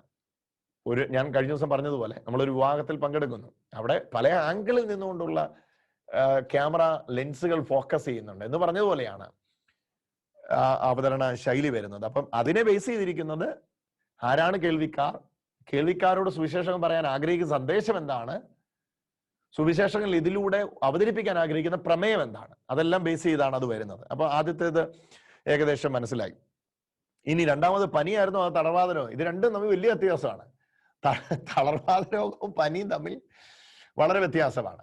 വേണമെങ്കിൽ ഇങ്ങനെ ഒരു അനുമാനത്തിലെത്താം, ഇയാൾക്ക് തളർവാദ രോഗം ആയിരുന്നു, തളർവാദ രോഗിയായിട്ട് ഒരാൾ മരിക്കണമെന്നില്ല, തളർവാദ രോഗിക്ക് പനിയും കൂടെ വന്നിരിക്കാം. ഇനി തളർവാദ രോഗിയായി എന്നുള്ളത് കൊണ്ട് ഒരാൾ മരിക്കണമെന്നില്ല, കാരണം തളർവാദ രോഗികൾ എത്രയോ പേർ ജീവിച്ചിരിക്കുന്നു. ശരീരം തളർന്നു എന്നുള്ളത് കൊണ്ട് ഒരാൾ മരിക്കണമെന്നില്ല. എന്നാൽ തളർവാദ രോഗിക്ക് മരിക്കത്തക്ക തരത്തിൽ പനി പിടിച്ചിട്ടുണ്ടാകാം. നമുക്കറിയാം, പനി ഒരിക്കലും ഒരു എന്താ പറയുക, നേഴ്സുമാരും ഡോക്ടർമാരൊക്കെ ഇരിക്കുമ്പോൾ ഞാൻ, ഫാർമസിസ്റ്റുമാരൊക്കെ ഇരിക്കുമ്പോൾ ഞാൻ എന്ത് മെഡിക്കൽ കാര്യങ്ങൾ പറയാൻ. നമുക്കറിയാം എന്തിന്റെയോ ഇൻഫെക്ഷൻ ആയിട്ടാണ് ശരീരത്തിൽ പനി വരുന്നത്, അല്ലാതെ പനി എന്ന് പറയുന്ന ഒരു അസുഖമായിട്ട് വരുന്നതല്ല. പനി ശരിക്കും നമ്മുടെ ശരീരം സ്വീകരിക്കാനാവാത്ത ഒരവസ്ഥ, ആ വരുന്ന ഇൻഫെക്ഷനെ പുറത്തേക്ക് തള്ളുകയാണ്, ചൂടായിട്ടോ ഇതായിട്ടോ പുറത്തേ, അതാണ് അതിന്റെ വശം. അപ്പൊ ഇയാൾക്കുണ്ടായ എന്തോ ഒരു അവസ്ഥയുടെ പുറത്തേക്കുള്ള പ്രതിഫലനമാണ് ഇവിടെ പറയുന്ന പനി. ഇനി ഇയാൾ തളർവാദ രോഗി ആയിരുന്നിരിക്കാം, കാരണം പനി വിട്ടുമാറി എന്ന സാക്ഷ്യമാണ് നമ്മൾ ആദ്യമേ കേൾക്കുന്നത് ഒന്നാം സൈഡിൽ. രണ്ടാമത്തെ സൈഡിൽ ഈ രാജസേവകർ തിരിച്ചു വന്ന് പറയത്തക്ക തരത്തിൽ, കാണത്തക്ക തരത്തിലുള്ള ഒരു പ്രത്യക്ഷ അടയാളം അവിടെ നടക്കുന്നു. അപ്പൊ സുവിശേഷകൻ ആരും കള്ളം പറഞ്ഞു എന്നുള്ള ആശയത്തിലല്ല. സുവിശേഷകരിൽ ഒരാൾ ഇന്നിന്റെ വിഷയവും സുവിശേഷകൻ മറ്റൊരാൾ മുമ്പുള്ള വിഷയവും, നേരത്തെ ഉള്ളതും ഇപ്പോൾ ഉള്ളതും ഫോക്കസ് ചെയ്തു എന്നാണ് അതിനെ വ്യാഖ്യാതാക്കൾ കാണുന്ന വീക്ഷണം മനസ്സിലായി കാണുമല്ലോ. ഒന്നുകൂടെ ഞാൻ പറയാം.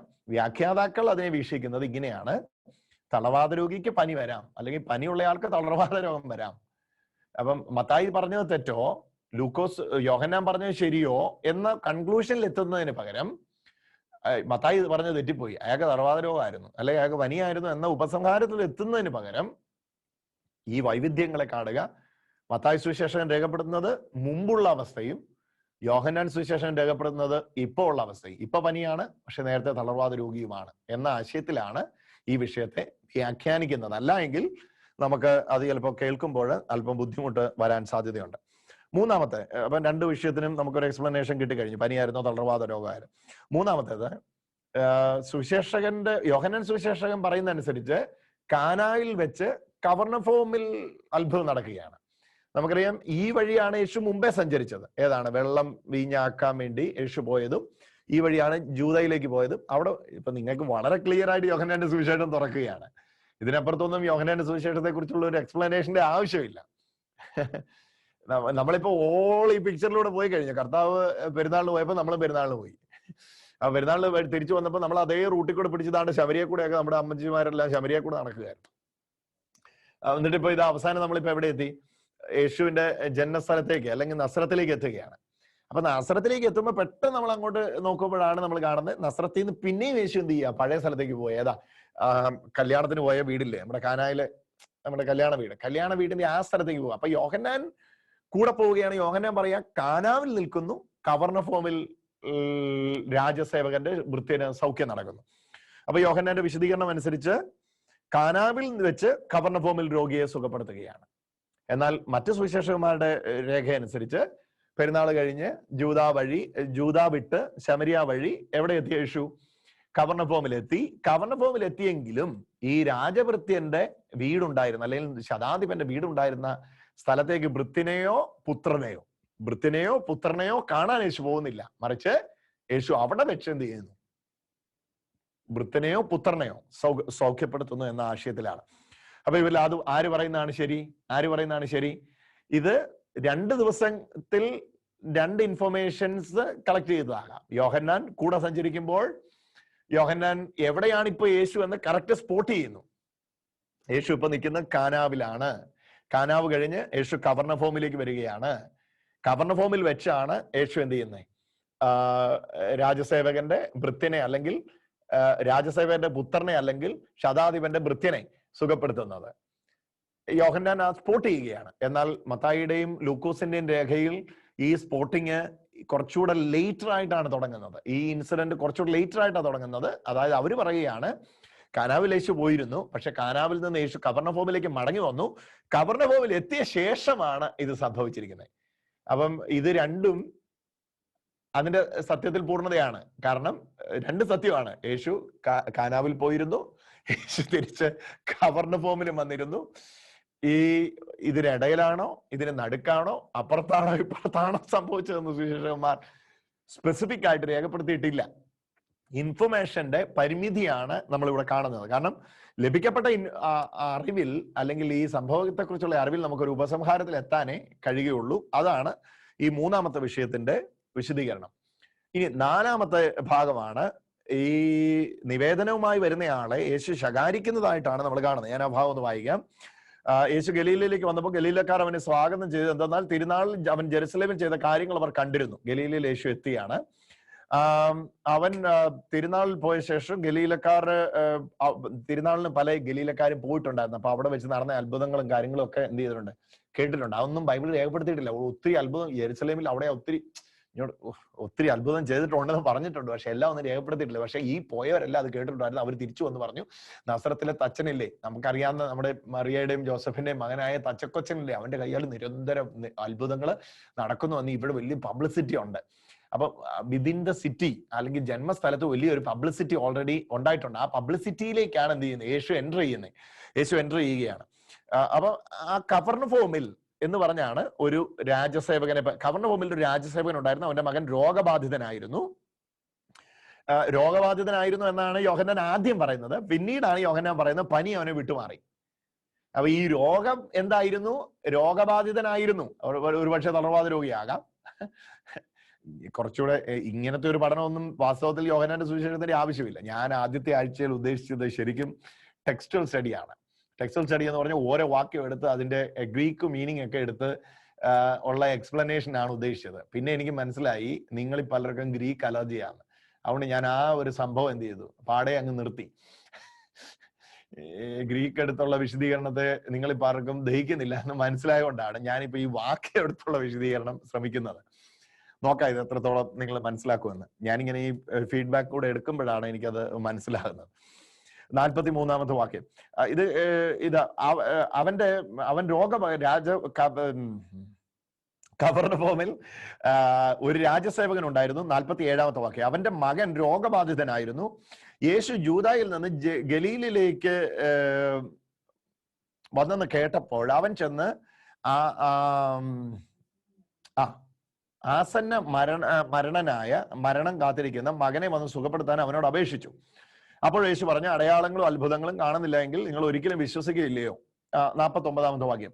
അപ്പോൾ രാജസേവകൻ അവനോട് അപേക്ഷിച്ചു, കർത്താവേ, അപ്പം അടയാളങ്ങൾ കാണുന്നില്ല, നിങ്ങൾ വിശ്വസിക്കുന്നില്ലയോ എന്ന ചോദ്യത്തിലൂടെ നിവേദനവുമായി വന്നയാളെ യേശു തിരസ്കരിക്കുന്ന ഒരു മോഡാണ് നമ്മൾ ആദ്യം കാണുന്നത്. അപ്പോൾ രാജസേവകൻ അവനോട് അപേക്ഷിച്ചു, കർത്താവേ, എന്റെ മകൻ മരിക്കും മുമ്പേ വരണമേ. യേശു പറഞ്ഞു, പോയിക്കൊള്ളുക, നിന്റെ മകൻ ജീവിക്കും. യേശു പറഞ്ഞ വചനം വിശ്വസിച്ച് അവൻ പോയി.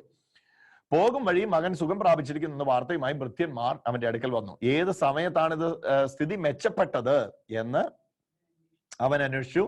ഇന്നലെ 7-ാം മണിക്കൂർ. യോഹന്നാൻ വീണ്ടും ടൈമിലോട്ട് നമ്മളെ കൊണ്ടുപോവുക. 7-ാം മണിക്കൂർ അടിവരയിടണേ. ഇത് ഞാൻ പറഞ്ഞില്ലേ, ഇത് യോഹന്നാന്റെ ശൈലിയാണ്. ഇനി നമ്മൾ അങ്ങോട്ട് പോകുമ്പോൾ 19 അധ്യായത്തിലൊക്കെ പോകുമ്പോൾ നമ്മൾ കറക്റ്റ് ടൈമിങ്സ് കാണാം. ഇതര സുവിശേഷങ്ങൾ ഒന്നും കാണാത്ത വിശദീകരണമായത്. കാരണം ഐ വിറ്റ്നസ് ആണ്, ഈ കാര്യങ്ങളെല്ലാം ദൃക്സാക്ഷിയാണ്. 7-ാം മണിക്കൂറിൽ പനി വിട്ടുമാറി എന്ന് അവൻ പറഞ്ഞു. നിന്റെ മകൻ ജീവിക്കുമെന്ന് യേശു പറഞ്ഞത് ആ മണിക്കൂറിൽ തന്നെയാണെന്ന് ആ പിതാവ് മനസ്സിലാക്കി. അവനും കുടുംബവും മുഴുവൻ യേശുവിൽ വിശ്വസിച്ചു. ഇത് യഹൂദയിലെ ഗലീലയിലേക്ക് വന്നപ്പോൾ യേശു പ്രവർത്തിച്ച 2ാമത്തെ അടയാളമാണ്. ഓക്കെ, ഇതിപ്പം അടുത്ത പെരുന്നാള് തുടങ്ങുവാണ്. അപ്പൊ ആദ്യത്തെ പെരുന്നാളിൽ പോയി ഇത്രയും പ്രശ്നങ്ങളൊക്കെ ഉണ്ടാക്കി, നമുക്കറിയാം, അവിടെ എല്ലാം അടിച്ചു കലക്കി ദേവാലയം മുഴുവൻ ക്ലീൻ ചെയ്ത് അടുത്ത പെരുന്നാൾ ഇനി തുടങ്ങുക. അടുത്ത പെരുന്നാളിന് വീണ്ടും ഇനി എന്ത് വേണം? ജെറുസലേമിലേക്ക് പോകണം. പിന്നെ നമ്മൾ എന്ത് ചെയ്യണം? ഇപ്പൊ നമ്മൾ എവിടെ വന്ന് നിൽക്കുക പറ? ശമരിയ വഴി ഒരു പരുവത്തിൽ കഫർനഹൂമിൽ എത്തിയിട്ടേ ഉള്ളൂ, നസ്രത്തിൽ എത്തിയിട്ടേ ഉള്ളൂ. ഇനിയിപ്പോ അടുത്ത ആഴ്ച വീണ്ടും കെട്ടിപ്പെറുക്കി നമുക്ക് എങ്ങോട്ട് പോകണം? ജെറുസലേമില് ആട്ടുവാതൊക്കെ കുളത്തിന്റെ അടുക്കിലേക്കൊക്കെ ബെത്സൈദയിലോട്ടൊക്കെ പോകണം. റെഡി ആണല്ലോ അല്ലെ? യാത്രയായി. ഇനിയിപ്പോ ഒന്നേന്ന് എന്റെ ദൈവമേ, ശമരിയ വഴി ഇങ്ങോട്ട് വന്ന് കയറിയുള്ളൂ. ഇനിയിപ്പോ വീണ്ടും ജെറുസലേമിലേക്ക് സിസ്റ്റർ ഫിലോ ഒക്കെ പറയുന്നത്. ഇനിയിപ്പോ എങ്ങനെയാ ബ്രദറെ വീണ്ടും ജെറുസലേമിലേക്ക് തിരുനാൾ വീണ്ടും പോണം 5-ാം അധ്യായത്തില്. ഇപ്പം 4-ാം അധ്യായം അവസാനിക്കുമ്പോ നമ്മൾ മനസ്സിലാക്കേണ്ടിയ ഏറ്റവും പ്രധാനപ്പെട്ട ചിന്തകൾ, ഞാൻ ജസ്റ്റ് ഇതിന്റെ ആപ്ലിക്കേഷൻ വശത്തിലേക്ക് കൂടെ വരാം. അക്കാഡമിക് വശം അവിടെ നിൽക്കട്ടെ, ഇതിന്റെ ആപ്ലിക്കേഷൻ വശത്തിലേക്ക് പോകാം. ഏറ്റവും പ്രധാനപ്പെട്ടത് ഇന്നത്തെ സന്ദേശത്തിൽ ഏറ്റവും ലിസൺ വെരി കെയർഫുള്ളി, ബുക്കും പേനയൊക്കെ താഴെ വെച്ചിട്ട് ഇങ്ങോട്ട് ശ്രദ്ധിക്കുക. ഏറ്റവും പ്രധാനപ്പെട്ടത് പിതാവ് ഡിസൈൻ ചെയ്ത പ്രീപ്ലാൻ ചെയ്ത ആ പദ്ധതിയിലൂടെ സഞ്ചരിക്കുക എന്നതായിരുന്നു പ്രിയപുത്രന്റെ ലക്ഷ്യം. അതായിരുന്നു ഈശോയുടെ ആഹാരം, അതായിരുന്നു ഈശോയുടെ ഭക്ഷണം. അതായിരുന്നു നമ്മൾ സുവിശേഷത്തിൽ ആദ്യം കണ്ടത്. എന്റെ ആഹാരം എന്ന് ഈശോ പറയുന്ന ആ ഭാഗം നിങ്ങൾ ശ്രദ്ധിച്ചു കാണും. യേശു തന്റെ ആഹാരം എന്താണ് എന്ന് വിശദീകരിക്കുന്ന ഭാഗം 34. എന്നെ അയച്ചവന്റെ ഇഷ്ടം പ്രവർത്തിക്കുകയും അവന്റെ ജോലി പൂർത്തിയാക്കുകയുമാണ് എന്റെ ഭക്ഷണം. ഈശോയുടെ ഭക്ഷണം പിതാവിന്റെ ജോലി പൂർത്തിയാക്കുകയാണ് ഈശോയുടെ ഭക്ഷണം. ഓരോ മിനിറ്റിലും പിതാവ് നിശ്ചയിച്ചുറപ്പിച്ച പദ്ധതിയിലൂടെ ചലിക്കുന്ന പ്രിയപുത്രൻ. ദേവാലയ ഗിരിയില് ദേവാലയ പടനായകന്മാരും ദേവാലയത്തിൽ 30 ലക്ഷത്തോളം വലിയ യഹൂദന്മാർ കൂടുന്ന സമയത്തും ദേവാലയത്തിന്റെ ആ ഗിരിയില് ദേവാലയ ടെമ്പിൾ കോംപ്ലക്സിലേക്ക് കയറി ചെന്ന് അനീതിക്കെതിരെ പ്രതികരിക്കാൻ പുത്രനെ ഭയപ്പെടുത്തിയില്ല. പുത്രൻ ഭയപ്പെട്ടില്ല. കാരണം പുത്രൻ അറിയാമായിരുന്നു, I am sent by God. ഞാൻ പിതാവിനാൽ അയക്കപ്പെട്ടാണ് ഇത് ചെയ്യുന്നത്. Most of the time in our life we are scared of the situations. നമുക്ക് പല കാര്യങ്ങളും എടുത്തു വെക്കുമ്പം അല്ലെങ്കിൽ സർക്കംസ്റ്റാൻസസ് നമ്മുടെ മുമ്പിൽ വരുമ്പം we will be afraid. നമ്മൾ ചിന്തിച്ചു പോകും, ദൈവമേ എന്നാ ചെയ്യാൻ പോകുന്നത്, എങ്ങനെയാ ചെയ്യണ്ടേ. ഇവിടെ ദൈവം നമ്മോട് പറയാൻ ആഗ്രഹിക്കുന്നത്, if you are led by the father, you are under the responsibility of the father.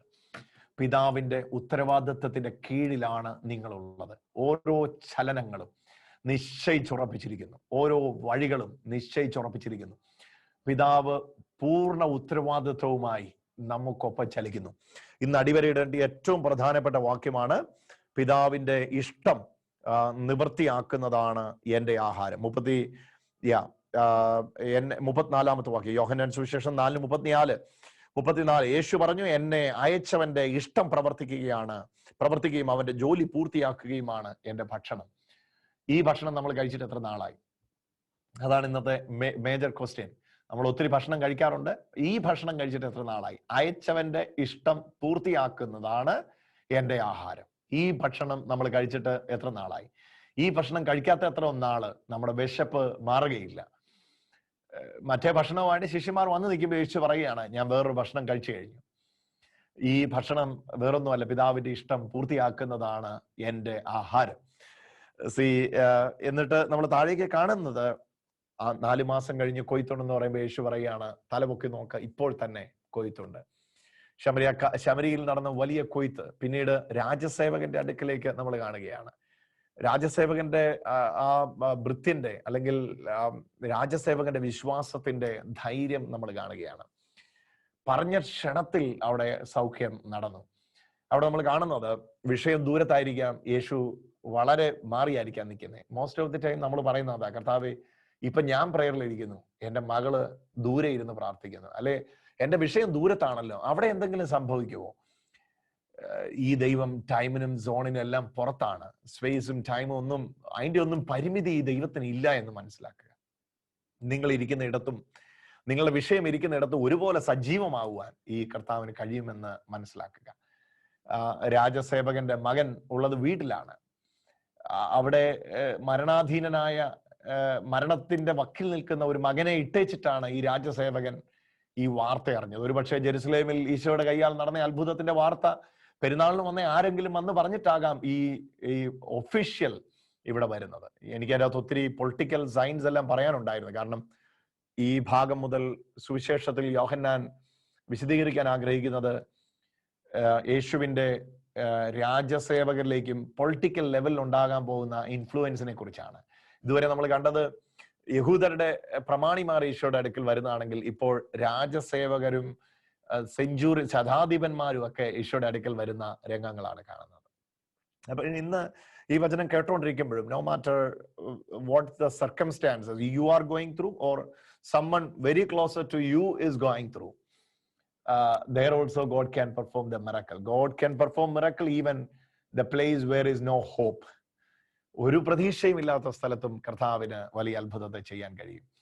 ആ ക്ഷണത്തിൽ ആ മണിക്കൂറിന്റെ വിശദീകരണം യോഹന്നാൻ നൽകിക്കൊണ്ട് പറയുകയാണ്, ആ മണിക്കൂറിൽ തന്നെ എന്ന് ആ പിതാവ് മനസ്സിലാക്കി.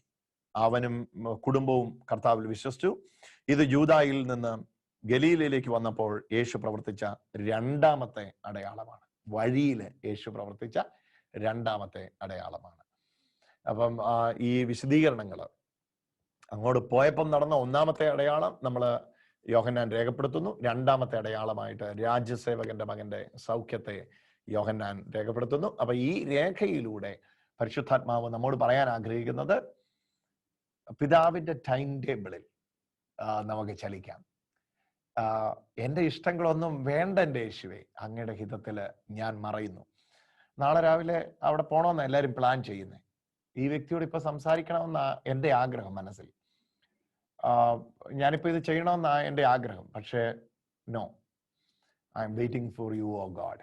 അങ്ങേക്ക് വേണ്ടി ഞാൻ എന്നെ തന്നെ വെയിറ്റ് ചെയ്യുകയാണ്.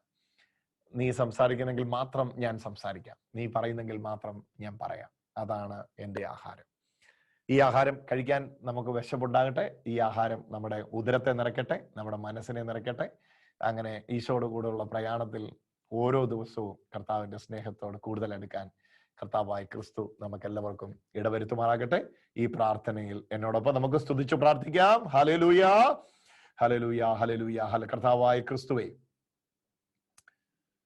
റഡാറിൽ ഒരു വ്യക്തി ഒരു വസ്തു ചലിക്കുന്നത് പോലെ ഭൂമിയിൽ വന്ന പിതാവുമായിട്ടുള്ള ബന്ധം വിച്ഛേദിക്കപ്പെടുവാനായിട്ട് 10,000 അവസരം ഉണ്ടായിട്ടും മനുഷ്യത്വത്തിൽ ജീവിച്ച്, മനുഷ്യത്വത്തിൽ വളർന്ന്, ഒടിഞ്ഞ ബെഞ്ചും ചെരിഞ്ഞ മേശയും ശരിയാക്കി തച്ചനായി ജീവിച്ച്, നസ്രത്തിലെ മണ്ണിലൂടെ നടന്ന് മനുഷ്യനായി ജീവിച്ച്, അപ്പോൾ തന്നെ പിതാവ് നിശ്ചയിച്ചുറപ്പിച്ച വഴികളിലൂടെ നടന്ന് എന്താണ് ഈശോയിലുള്ള ജീവിതമെന്ന് ഞങ്ങളെ പഠിപ്പിച്ച നാഥ, സഹായിക്കണമേ.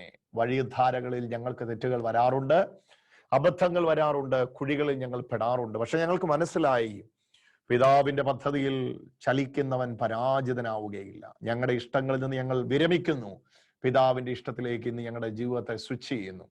ശമരിയിൽ നിന്ന് ഓടിപ്പോകുവാനാണ് ശിഷ്യന്മാർക്ക് ഇഷ്ടം.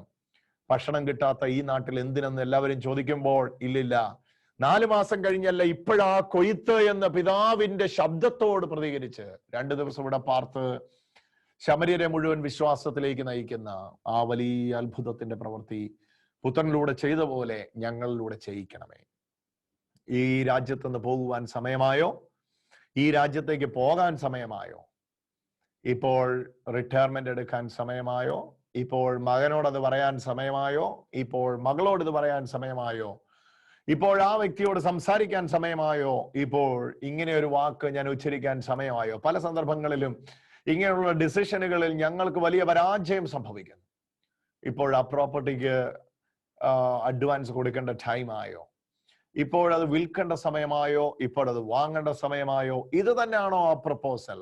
ഇത് തന്നെയാണോ ആ ഡിസ്ക്ലോസ്? ഇത് തന്നെയാണോ ആ ഡിസ്പ്യൂട്ട്? ഇത് തന്നെയാണോ ആ കൺക്ലൂഷൻ? ഇങ്ങനെ പല സന്ദർഭങ്ങളിലും ഞങ്ങൾ പലരും ഏതാണ് തീരുമാനമെന്നറിയാതെ പല സന്ദർഭങ്ങളിൽ കൺഫ്യൂസ്ഡ് ആകുന്നുണ്ട് നാഥ. എന്നാൽ ഇന്ന് ഞങ്ങൾക്ക് മനസ്സിലായി, പിതാവിന്റെ ഹിതത്തിൽ മറയുന്ന പുത്രന്റെ മേൽ പിതാവിന്റെ മുഴുവൻ ഉത്തരവാദിത്വമുണ്ടെന്ന്. ഇന്ന് പുത്രന്റെ ഹിതത്തിൽ പിതാവിനോട് ഒത്തുമറയാൻ, പിതാവിന്റെ ഹിതത്തിൽ മറഞ്ഞ പുത്രനോട് ചേർന്നിരുന്ന് പിതാവിനെ മനസ്സിലാക്കാൻ ഞങ്ങൾക്ക് തരുന്ന കൃപയ്ക്കായിട്ട് നന്ദി. ഈ ബൈബിൾ ക്ലാസ്സിൽ ഞങ്ങൾക്ക് ഒരുമിച്ച് വിശുദ്ധ യോഹന്നാന്റെ സുവിശേഷത്തിൽ ഈ യാത്രയിൽ ഞങ്ങൾക്ക് ഒരുമിച്ച് യാത്ര ചെയ്യാൻ, അല്പാൽപമായെങ്കിലും ഇത് ഗ്രഹിക്കാൻ നൽകുന്ന അവസരത്തിനായിട്ട് നന്ദി. പ്രത്യേകിച്ച് അടുത്ത ആഴ്ചയിൽ നടക്കുന്ന 5 അധ്യായത്തിന്റെ പരീക്ഷയ്ക്ക് വേണ്ടി പ്രത്യേകിച്ച് പ്രാർത്ഥിക്കുന്നു. എല്ലാ മക്കളെയും സഹായിക്കണമേ. എല്ലാവരുടെ മേലും ധാരാളമായ കൃപ പകരുമാറാകണമേ. കർത്താവായ ക്രിസ്തുവേ, ജീവന്റെ ഉറവിടമേ, നന്മയുടെ ആധാരമേ, സഹായവും ഞങ്ങൾക്ക് വീണ്ടും പകരുമാറാകണമേ. 21 അധ്യായത്തിന്റെ പഠനം 4 ഭാഗങ്ങളായി പഠിക്കുമ്പോൾ ആദ്യ ഭാഗം പൂർത്തിയാക്കുമ്പോൾ നിന്റെ മക്കൾ കൊടുത്ത വലിയ കൃപയ്ക്കായിട്ട് നന്ദി. അഭിഷേകത്തിൽ നിറയ്ക്കണമേ. ക്രിസ്തു വഴിയുള്ള പ്രാർത്ഥന കേട്ട് ഉത്തരമരുളുമാറാകണമേ. 4-5 ക്രമീകരണങ്ങൾ പറയുന്നത് വീണ്ടും അടുത്ത ആഴ്ചത്തേക്ക് ഓർത്തു വെക്കുക. 4 അധ്യായം നമ്മൾ പൂർണ്ണമാക്കിയിരിക്കുന്നു. 5-ാം അധ്യായത്തിലേക്ക് നമ്മൾ അടുത്ത ആഴ്ച പ്രവേശിക്കുകയില്ല. അടുത്ത ആഴ്ച നമുക്ക് 20 മിനിറ്റ് നമുക്ക് ക്ലാസ് ആയിട്ട് ഉണ്ടാവുകയുള്ളൂ. അടുത്ത ആഴ്ച നമുക്ക് പ്രധാനമായിട്ട് നമുക്ക് ഉണ്ടാകുന്നത് എക്സാമിനേഷൻ ആണ്. കൃത്യം 6:30 നിങ്ങൾ ലൈവിൽ പങ്കെടുക്കുവാനായിട്ട് ശ്രമിക്കുക. 6:30 ലൈവിൽ പങ്കെടുക്കാനായിട്ട് ശ്രമിക്കുക. നിങ്ങൾ പറയുകയാണ്, ബ്രദറെ, എനിക്ക് എക്സാം ഒന്നും എഴുതുന്ന രീതിയിലൊന്നും ഞാൻ വളർന്നിട്ടില്ല. ഒരു കുഴപ്പമില്ല. എക്സാം എഴുതിയില്ലെങ്കിലും ഒരു കുഴപ്പമില്ല. നിങ്ങൾക്ക് ജസ്റ്റ് പാർട്ടിസിപ്പേറ്റ് ചെയ്യാം. അല്ല, നിങ്ങൾ പറയുക, ബ്രദറെ, അല്ല, ഞാൻ ഏതായാലും ഇതിനൊക്കെ ഇറങ്ങി തിരിച്ചു, ഞാൻ എന്തായാലും എന്ത് ചെയ്യാം, എക്സാമോട് എഴുതാൻ താല്പര്യപ്പെടുന്നു. അപ്പോൾ നിങ്ങൾക്ക് എക്സാം എഴുതാനുള്ള അവസരമുണ്ട്. ഞാൻ ക്വസ്റ്റ്യൻ ഇവിടുന്ന് ലൈവായിട്ട് തരുന്നതായിരിക്കും. നിങ്ങൾക്ക് ഉത്തരം എഴുതി എനിക്ക് തരാൻ വേണ്ടി ഞാൻ കുറച്ച് സമയവും കൂടെ നിങ്ങൾക്ക് എക്സ്റ്റെൻഡ് ചെയ്ത് തരുന്നതായിരിക്കും. ഇത് കഴിഞ്ഞിട്ട് ടെലഗ്രാമിലും വാട്സാപ്പിലും ഒക്കെ ഈ ലിങ്ക് കിട്ടി പഠിക്കുന്നവരുടെ ശ്രദ്ധയ്ക്ക് ക്വസ്റ്റ്യനും ഇതുപോലെ തന്നെ അപ്ലോഡ് ചെയ്യുന്നതായിരിക്കും. സോ നിങ്ങൾ പരീക്ഷ എഴുതി നിങ്ങൾക്ക് നിങ്ങളുടെ എക്സാം പേപ്പറുകളെ, നിങ്ങളുടെ ആൻസർ ഷീറ്റുകളെ നിങ്ങൾക്ക് സബ്മിറ്റ് ചെയ്യാൻ പിന്നീട് സമയം തരുന്നതായിരിക്കും. ലേറ്റർ ഇതിൽ പങ്കെടുക്കുന്നവർ, പ്രത്യേകിച്ച് ടൈം സോൺ വ്യത്യാസമാകുന്നവർക്ക്, ഇതിൽ പങ്കെടുക്കുന്നവർക്ക് ബുദ്ധിമുട്ടുണ്ടാവും. അപ്പം എനി ടൈം ഈ വീക്കിൽ നിങ്ങൾക്ക് ആൻസർ ഷീറ്റ് സബ്മിറ്റ് ചെയ്യാം. പക്ഷെ ലൈവായിട്ട് പങ്കെടുക്കുന്നവർക്ക് മാക്സിമം കിട്ടുന്ന 1.5 മണിക്കൂറായിരിക്കും. 1.5 മണിക്കൂറിനകത്ത് ആൻസർ ഷീറ്റ് സബ്മിറ്റ് ചെയ്യേണ്ടതാണ്. അല്ലാതെ പങ്കെടുക്കുന്നവർക്ക് ഈ ഹോൾ വീക്കിൽ നിങ്ങൾക്ക് ആൻസർ ഷീറ്റ് പബ്ലിഷ് ചെയ്യാം. അടുത്ത ആഴ്ചയായിരിക്കും അടുത്ത വെള്ളിയാഴ്ചയായിരിക്കും പേപ്പർ വാലുവേഷൻ നമ്മൾ നടത്തിയിട്ടുള്ള റിസൾട്ട് നമ്മൾ പറയുന്നത്. എനിവേ, ഇപ്പം എത്ര ചെറുതായിക്കോട്ടെ എത്ര വലുതായിക്കോട്ടെ പാർട്ടിസിപ്പേറ്റ് ചെയ്യുക എന്നതിലാണ് കാര്യം. അതിനെ അങ്ങനെ ഒരു സ്പിരിറ്റിൽ ഏറ്റെടുത്താൽ മതി. ഇപ്പൊ എന്റെ ബ്രദർ, എനിക്കിതൊന്നും അറിയത്തില്ല. If you are thinking, I can't follow Malayalam in a better way, you will have an opportunity to write the exam in English as well. We will be explaining each questions in English also. So you can write it down, all your answers in English. So we will be evaluating your purpose in English as well. So ഇവിടെ വാലുവേഷന് വേണ്ടിയുള്ള ടീമെല്ലാം ready ആയി കഴിഞ്ഞു. So ഞങ്ങൾ സജ്ജമാണ് ക്വസ്റ്റ്യനായിട്ട് അടുത്ത വെള്ളിയാഴ്ച കൃത്യം 6:30 maximum join ചെയ്യാനായിട്ട് ശ്രമിക്കുക. ഫസ്റ്റ് പാർട്ട് അവസാനിപ്പിച്ചു. അതുകൊണ്ട് യോഹന്നാൻ സുവിശേഷം 5 അധ്യായം അവസാനിച്ചതുകൊണ്ട് അടുത്ത 5 അധ്യായത്തിലേക്കുള്ള, അതായത് 10 വരെയുള്ള അധ്യായത്തിലേക്കുള്ള പഠനത്തിലേക്ക് വേണമെങ്കിൽ നിങ്ങളുടെ പ്രിയപ്പെട്ടവരെയും കൂടെ ക്ഷണിക്കാനും അവരെയും കൂടെ പഠിപ്പിക്കാനുമുള്ള അവസരമാണ്. ആദ്യത്തെ 5 അധ്യായം കിട്ടിയില്ല, എൻ്റെ ഒരു കൂട്ടുകാരി ഉണ്ട്, അല്ലെങ്കിൽ എൻ്റെ ഒരു കൂട്ടുകാരനുണ്ട്, അവനെയും കൂടെ ഒന്ന് പഠിപ്പിച്ചാൽ കൊള്ളായിരുന്നു, അവന് പഠിക്കുമായിരിക്കും, വിളിച്ചു, നമുക്ക് പഠിപ്പിക്കാം. അതിനുള്ള അവസരമായിട്ട് അത് പ്രയോജനപ്പെടട്ടെ. മെയിൻ ആയിട്ട് നമ്മൾ എഴുതി വെച്ച ക്വസ്റ്റ്യൻസും ഒക്കെ ഓർമ്മയുണ്ടല്ലോ. അതിൻ്റെ അകത്ത് 1 വേർഡ് ക്വസ്റ്റ്യൻസ് ഉണ്ടാവും. ഓഫ് കോഴ്സ് 1 വേർഡ് ക്വസ്റ്റ്യൻസ് ഉണ്ടാവും. അതുപോലെ തന്നെ വിട്ടുപോയ ഭാഗം പൂരിപ്പിക്കുക എന്ന് പറയുന്ന തരത്തിലുള്ള ക്വസ്റ്റ്യൻസ് ഉണ്ടാവും. പിന്നെ ഓഫ് കോഴ്സ് നമുക്ക് വളരെ പ്രധാനപ്പെട്ട ചില കാര്യങ്ങൾ പോയിന്റ് ബൈ പോയിന്റ് ആയിട്ട് പറഞ്ഞിട്ടുണ്ട്, അത് എഴുതേണ്ടി വരും. അതുപോലെ തന്നെ ഈ പറഞ്ഞ പോലെ തരത്തിലുള്ള ക്വസ്റ്റ്യൻസ് ഒക്കെ ഉണ്ടാവും. ചോദ്യങ്ങളെല്ലാം ഇപ്പൊ പറയാന്നാ, പിന്നെ നോക്കിയിരുന്നാ അത് നിങ്ങൾക്ക് മോറോവർ ഞാൻ പറയുന്നത് എന്താണെന്ന് വെച്ചാൽ, ഇപ്പൊ ഒരു അയ്യോ എനിക്ക് ഇത്രയും ബുദ്ധി ഇല്ലെന്നുള്ളത് എല്ലാവരും അറിയത്തില്ല, അതൊന്നും അല്ല. ഇവിടെ ഇപ്പം എല്ലാവരും ശ്രേഷ്ഠരും എല്ലാവരും എടുക്കണമെന്നും അല്ല. ജസ്റ്റ് പാർട്ടിസിപ്പേഷൻ ആണ്, നമ്മുടെ എല്ലാവരുടെയും കൂടെ ഒരു പാർട്ടിസിപ്പേഷൻ ആണ്. അതിൻ്റെ അകത്ത് ഇപ്പം വേറെ ഒന്നും എന്ത് ചെയ്യണ്ട, ചിന്തിക്കേണ്ട ആവശ്യമില്ല. ആൻസർ ഷീറ്റ് എങ്ങനെയാ പബ്ലിഷ് ചെയ്യുന്നതെന്ന് ചോദിച്ചാല് വെയിറ്റ് അതിനെക്കുറിച്ച് ഒരു ഐഡിയ തരാം. A4 സൈസ് വൈറ്റ് പേപ്പറില്ലേ, വൈറ്റ് പേപ്പർ ഒരു 5-6 പേപ്പർ എടുത്തു വെക്കുക. 5-6 പേപ്പർ എടുത്തു വെക്കുക, അത് മാത്രം കരുതുക. പിന്നെ തെളിയുന്ന ഒരു പേന കൈ വെക്കുക. ഓക്കെ, പിന്നെ ആൻസർ ഷീറ്റിന്റെ ആദ്യം എന്താ എഴുതണം, അവസാനം എന്താ എഴുതണം, അതൊക്കെ അന്നേരം ഞാൻ പറയും. നിങ്ങൾ പേരും കാര്യങ്ങളും എല്ലാം എഴുതണം, ഫോൺ നമ്പർ എഴുതണം, പേര് എഴുതണം, നിങ്ങളായിരിക്കുന്ന സ്ഥലത്തിന്റെ അഡ്രസ് എഴുതണം. അതെല്ലാം കാരണം നമ്മൾ ഒരു അപ്രിസിയേഷന്റെ ഒരു സർട്ടിഫിക്കറ്റ് പ്രൊഡ്യൂസ് ചെയ്യുന്നെങ്കിൽ ആ ഡീറ്റെയിൽസ് എല്ലാം വേണം. കാരണം ക്ലാസ്സിൽ പങ്കെടുക്കാൻ പേര് കൊടുത്ത പലരും പിന്നോട്ട് പോയി കഴിഞ്ഞു. അപ്പം ഉള്ളവരുടെ ഡീറ്റെയിൽസ് നമ്മൾ ഇതിലൂടെ കളക്ട് ചെയ്യുന്നു, അത് കഴിഞ്ഞിട്ട് പിന്നെയും നമ്മൾ കളക്ട് ചെയ്യുന്നു. അങ്ങനെ സ്ക്രീൻ ചെയ്ത് 21ാം അധ്യായത്തിൽ എത്തുമ്പോൾ ഉള്ളവർക്ക് മാത്രമാണ് ആ ഒരു സർട്ടിഫിക്കേഷനിലേക്കൊക്കെ വരുന്നത്. ഇത് ഒരു വളരെ സിസ്റ്റമാറ്റിക് ആയിട്ടുള്ള സ്റ്റഡിയാണ്. ഇപ്പൊ തന്നെ ഒത്തിരി പേര് ചോദിക്കാൻ തുടങ്ങി, ബ്രദറെ ഈ ക്ലാസ്സുകളെല്ലാം കൂടെ ഒരു CD രൂപത്തിലാക്കി ഒന്ന് തരാമോ എന്ന് ചോദിക്കാൻ തുടങ്ങി കഴിഞ്ഞു. കാരണം ഇത് വളരെ പ്രയോജനമായി മാറും.